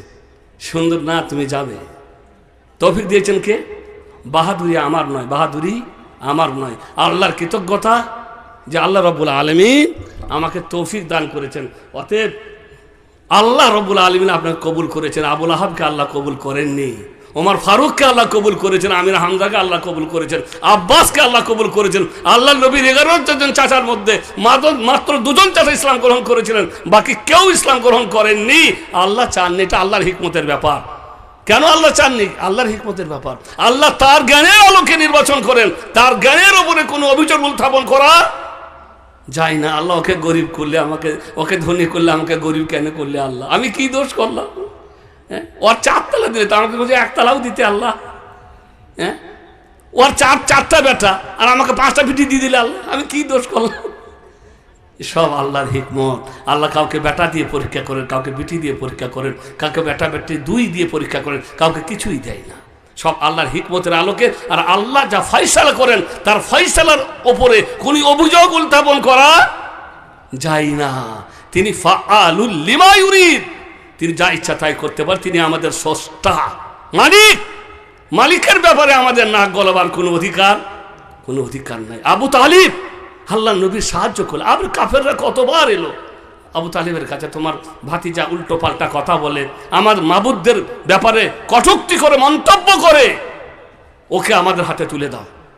এক সুন্দর সুদর্শন ছেলেকে ওর পরিবর্তে তোমাকে দিব, ওকে আমাদের হাতে তুলে দাও। খুব ভালো কথা, আমার ভাইপোকে দিব, ওকে তোমরা মারবে, আর পরের ছেলেকে আমি লালন পালন করবো। খুব ভালো ফয়সালা, দারুণ ফয়সালা নিয়ে এসছো। তারপরে অটুট ফয়সালা শুনিয়ে দিয়ে বললো, বেরিয়ে যাও আমার এখান থেকে। যতদিন আমি আছি আমার ভাইপোর গায়ের একটা লোমও কেউ বাঁকা করতে পারবে না। তারপর রাসূল করিম সাল্লাল্লাহু আলাইহি সাল্লামকে নিজের কাছে থেকে বললেন, নবী তুমি মুহাম্মদ যে দিন নিয়ে এসেছো, যার প্রচার করতে চাইছো, প্রচার করে যাও। আমি যতদিন আছি তোমার শরীরে একটা লোমও কেউ বাঁকা করতে পারবে না। তার প্রভাব ছিল, আব্দুল মুত্তালিবের ছেলে, কুরাইশ বংশের একটা বিরাট প্রভাব ছিল। তার কারণেই দেখেন আবু বকর নির্যাতিত হয়েছিলেন এবং আরও অন্যান্য সাহাবীরাও নির্যাতিত হয়েছিলেন। এমনকি ওমর ফারুক রাদিয়াল্লাহু তাআলা আনহু যখন ইসলাম গ্রহণ করেন তখন নির্যাতিত হয়েছিলেন। একেবারে সকাল থেকে নিয়ে সন্ধ্যা পর্যন্ত লড়াই ওমর ফারুকের সাথে, সকাল থেকে নিয়ে সন্ধ্যা পর্যন্ত লড়াই। তারপরে ক্লান্ত শান্ত হয়ে সন্ধ্যার সময় ওমর ফারুক বলছেন, লাউ কুন্না সালাসা মিয়া, যদি আজকে আমরা সংখ্যায় 300 জন হতাম তাহলে লা তারাকনাহা লাকুম আও তারাকতুমুনা লানা, তাহলে হয় তোমরা মক্কা ছেড়ে আমাদেরকে ছেড়ে চলে যেতে, না হয় আমরা তোমাদের জন্য মক্কা ছেড়ে চলে যেতাম। যদি 300 জন হতাম, মানে আমরা এত সংখ্যায় কম যে পারলাম না তোমাদেরকে। তাহলে কত নির্যাতিত হয়েছিলেন তারা। কিন্তু আল্লাহর নবীর উপরে এরকম ধরনের কঠোর নির্যাতন করার সাহস যদিও হয়েছে, আল্লাহ নবীর ঘাড়ে উটের ভুঁড়ি চাপিয়ে দেওয়া হয়েছে, আরও অনেক কিছু হয়েছে, কিন্তু বেশি করতে পারেনি। কারণ কুরাইশ বংশ তার পিছনে আছে। কুরাইশ বংশ বিরাট একটা শক্তি, প্রভাব তার পিছনে আছে। আমির হামজা রাদিয়াল্লাহু তাআলা আনহু যখন বুঝতে পারলেন আমার চাচাকে গাল দিয়েছে, আমার চাচাকে মেরেছে আবু জেহেল, রাগ হয়ে গেছে। তখন কিন্তু তিনি মুসলমান ছিলেন না, রক্তের টান, ভাতিজাকে মেরেছে। এই হচ্ছে, দেখবেন আপনার ভাইয়ের সাথে আপনার ঝগড়া হয়ে আছে, কথা হয় না, ঠিকই আছে। বাজারে এক জায়গাতে কোনো এক লোক আপনাকে খানোকাতে মারছে বা খানোকাতে আপনার সাথে বদতমিজি করছে, কিছু করছে, ওই সময় কিন্তু আপনার ভাই দাঁড়িয়ে থাকতে, কিন্তু অনেক দিন থেকে কথা নয় আপনার সাথে, কিন্তু আমার ভাইকে মারে, আমি দাঁড়িয়ে থাকবো চুপচাপ, ভাইকে মারে, ভাইয়ের সাথে এরকম করে, তখন রক্তের টান, একে বলে ডিএনএ টেস্ট কেন বলে, টান থাকে, রক্তের একটা বিরাট টান। তখন জেগে উঠে, আমার ভাইপোকে মেরেছে, কুরাইশ বংশ আমরা, আমাদের বংশের ছেলের হাতে হাত ধুয়েছে ওমর ফারুক, তা একবারে তীরে করে নিয়ে মারছেন মাথায় একবারই, সঙ্গে সঙ্গে সবাই উঠে গেছে লড়ার জন্য। ওহত্তর আবু জাহেল বলছে, খবরদার লড়ো না, সর্বনাশ হয়ে যাবে, কারণ এর সাথে লড়লে আরো সর্বনাশ হয়ে যাবে, লড়ালড়ি করা যাবে না। তারপরে আমির হামজা বললেন যে তোমরা এই জন্য আমার ভাইপোকে মারো যে সে বলে যে ইসলাম এক এবং আল্লাহ এক অদ্বিতীয়, সত্য দিনের প্রচার করে, তার জন্য সাক্ষী থেকে আশহাদু আল্লা ইলাহা ইল্লাল্লাহ ও আশহাদু আন্না মুহাম্মাদার রাসূলুল্লাহ, আমিও ইসলাম গ্রহণ করলাম, আর কি করবে করো। তো মোট কথা হচ্ছে ভাইরা, আমার বলার উদ্দেশ্য হচ্ছে যে রাসূল করিম সাল্লাল্লাহু আলাইহি সাল্লামকে নির্যাতন করেছে, কিন্তু আবু বকর, ওমর, উসমান এদের মতন করতে পারেনি, কারণ তার বংশে একটা পিছনে, সেই বংশের আবু লাহাব, আবু তালিব, যেহেতু তার প্রভাব আছে, তাই আল্লাহ নবীর গায়ে হাত তুলতে পারতো না, সাহস করতো না। সেই চাচা এত কষ্ট স্বীকার করলো, 3 বছর বয়কট জীবন, কাফেররা বয়কট করলো, বয়কট, বানি হাসিমের সাথে লেনদেন হবে না, খাওয়াতে, দাওয়াতে, পড়াতে, শাদিতে, বিয়েতে, কোনো কিছুতে না। এত বদমাশি, এই বেলডাঙ্গাতে মাল আসবে মনে করলেন, বেলডাঙ্গার বাইরে গিয়ে সব দাঁড়িয়ে আছে, মাল বেলডাঙ্গায় ঢুকতে দিব না, ওখানেই কিনে নিল, যাতে করে বানি হাসেম গোত্রের কিছু কিনতে না পায়, কোনো কিছুই কিনতে পাবে না। শেষ পর্যন্ত এমন হলো গাছের পাতা পর্যন্ত চিবিয়ে খেতে হয়েছিল। 3 বছরের বয়কট জীবন যাপন করলো ভাতিজার সাথে আবু তালেব। তারপরে লাস্টে মারা যাচ্ছে, ইসলাম এখনো গ্রহণ করেনি। আল্লাহ নবীর চরম দুঃখ, চাচা কল্লা ইলাহা ইল্লাল্লাহ কালিমাতান ওয়াহাজ্জু বিহা ইনদাল্লাহ, একটা সামান্য বাক্য, এই বাক্য দিয়ে আমি কাল কিয়ামতে যেমন করি হোক আমি আল্লাহর কাছে তোমার জন্য ক্ষমা চেয়ে নেব, একবার বলো। কিন্তু আল্লাহ চাননি, তাই তিনি ইসলাম না গ্রহণ করেই মারা গেল। আমি বলতে চেয়েছিলাম যে আল্লাহ নবীর চাচাদের মধ্যে মাত্র দুজন চাচা ইসলাম গ্রহণ করেছিলেন, তার মধ্যে একজন আব্বাস আর একজন আমির হামজা। এই আব্বাস আবুল আহাবের মৃত্যুর পরে একদিন স্বপ্নে দেখছে যে তার খুব কষ্ট হচ্ছে। তা আব্বাস জিজ্ঞাসা করছে, আবুল আহাব কেমন আছো? বলে খুব ভালো নাই, চরম কষ্ট, তবে একদিন আমার কষ্ট সামান্য লাঘব হয়, একটু কম হয়। বলে কোন দিন? বলে সোমবারের দিন। বলে কেন? বলে সোমবারের দিনে নবী মুহাম্মদ জন্মগ্রহণ করেছিল, আর তার জন্মগ্রহণ করার খুশিতে আমি আমার কৃতদাসীকে স্বাধীন করে দিয়েছিলাম। ব্যাপারটা হলো, যখন আমিনা নবীর মা প্রসব করলো, তখন আবুল আহাবের দাসী ছুটতে গেল দৌড়ে গিয়ে, কার কাছে? আবুল আহাবার কাছে। নি বললো আমিনা প্রসব করেছে, ওর বেটা হয়েছে। বেটা বিরাট গর্বের ব্যাপার ছিল। আর বেটা বলতে শুধু তা না, কার প্রসব? আমিনার। কে সে? তার এমন এক ভাই যে ভাই মারা গেছে, সেই মৃত্যু ভাইয়ের ছেলে হয়েছে। তাই সঙ্গে সঙ্গে খুশি হয়ে আবুল আহাব বলল, তোমাকে স্বাধীন করে দিলাম, যাও। স্বাধীন ছিল, সব স্বাধীন করা বড় সওয়াবের কাজ ছিল, স্বাধীন করে দিল। আজও পর্যন্ত ইসলামের সব থেকে বড় সওয়াবের কাজ স্বাধীন করা, যদিও এখন আমরা ওই স্বাধীন করার জীবনে নেই, কারণ এখন মানুষ কেনা বেচা হয় না, তখন এই গোলামী জীবন ছিল। তো মোট কথা হচ্ছে, ওই দিন আমি মুহাম্মদের জন্মের খুশিতে তাকে স্বাধীন করে দিয়েছিলাম, তাই ওই দিনে আমার আযাব একটু কম হয়। এরা বলছে যদি আবুল আহাব কাফের, তার আযাব কষ্টের লাঘব হয়, আরাম হয় জন্মদিনে খুশি হয়ে, তাহলে আমাদের কেন লাভ হবে না আল্লাহ নবীর জন্মদিবস পালন করে? এটা আসল বলার উদ্দেশ্য যারা জন্মদিবস পালন করে, যে আবুল আহাবের মতন একটা মানুষ যে কাফের, সে আল্লাহ নবীর জন্মতে খুশি হয়েছিল বলে তার সোমবারের দিনে একটুকু আযাব লাঘব হয়, লাভ হয়, তাহলে আমাদের কেন লাভ হবে না যদি আমরা আমাদের নবীর জন্মদিবস পালন করি? আমার কথা হচ্ছে, ভাই স্বপ্ন কে দেখেছিলেন? আব্বাস। স্বপ্ন দেখার পরে কি তিনি এটাই বুঝেছিলেন যে জন্মদিবস পালন করতে হবে? তিনি হাদিসটা বর্ণনা করছেন ঘটনাটা কাদের কাছে? সাহাবীদের মাঝে। তারা কি এটাই বুঝেছিলেন তারা নবীর জীবন ধর্ম, এই নবীর জন্মদিবস আগামী থেকে আমরা প্রতি বছর পালন করব? করেছিলেন কেউ? এটার বলার উদ্দেশ্য হচ্ছে হাদিস ও কোরআনকে বুঝতে হবে সালাফদের বুঝের আলোকে, নিজের মাথা দিয়ে নয়। এখন আমি শুধুমাত্র আপনাদেরকে ওই হাদিসটা তর্জমা করে চলে যাব, যে হাদিসটা আমি পড়েছিলাম, কারণ আমার সময় 10টা পর্যন্ত, তাই না? ওই হাদিসটা তর্জমা করে আমি চলে যাব ইনশাআল্লাহ তাআলা। আমি যে হাদিসটা পড়েছি আবু হুরায়রা থেকে বর্ণিত, তিনি আল্লাহ রাসূল বললেন, এমন কে আছো যে 5টি জিনিস আমার কাছ থেকে নেবে, সে নিজে আমল করবে, অপরকে শিক্ষা দিবে, সেও আমল করবে। আবু হুরায়রা বলল, আমি ইয়া রাসূলুল্লাহ, আমি ওই কথাগুলি নেব, আমি নিজে আমল করব। বলুন কি কথা? তখন আল্লাহ রাসূল প্রথমে বললেন, ইত্তাকিল মাহারিম তাকুন আবুদান নাস।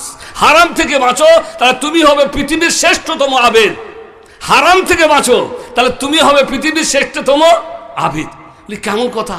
আরে নামাজ বেশি করে পড়লিতে বড় আবিদ হওয়া যায়, রোজা বেশি বেশি করে রাখলিতে বড় আবিদ হওয়া যায়। আল্লাহ নবী তা বললেন না, হারাম থেকে বাঁচো, তুমি হবে শ্রেষ্ঠতম আবেদ। নামাজ পড়া সহজ, হারাম ছাড়া সহজ নয়। নামাজ পড়া সহজ, সুদ ছাড়া সহজ নয়। নামাজ পড়া সহজ, ঘুষ ছাড়া সহজ নয়। নামাজ পড়া সহজ, পনের টাকা ছাড়া সহজ নয়। শ্বশুরের বাড়ি থেকে মোটর সাইকেল ছেড়ে দিব, এটা সহজ নয়। নগদ টাকা নিতে হবে, এটা অনেক ব্যাপার। আত্মসাৎ করেছি আমি, বোনের টাকা মেরেছি, ভাইয়ের টাকা মেরেছি, জমি আত্মসাৎ করেছি, আর অনেক কিছু করেছি। নামাজ পড়ি, এখন মনের মধ্যে আসছে, নামাজ যখন পড়ছি তখন ফিরিয়ে দিই, কিন্তু সহজ নয়। আসছে মনে, পারছি না।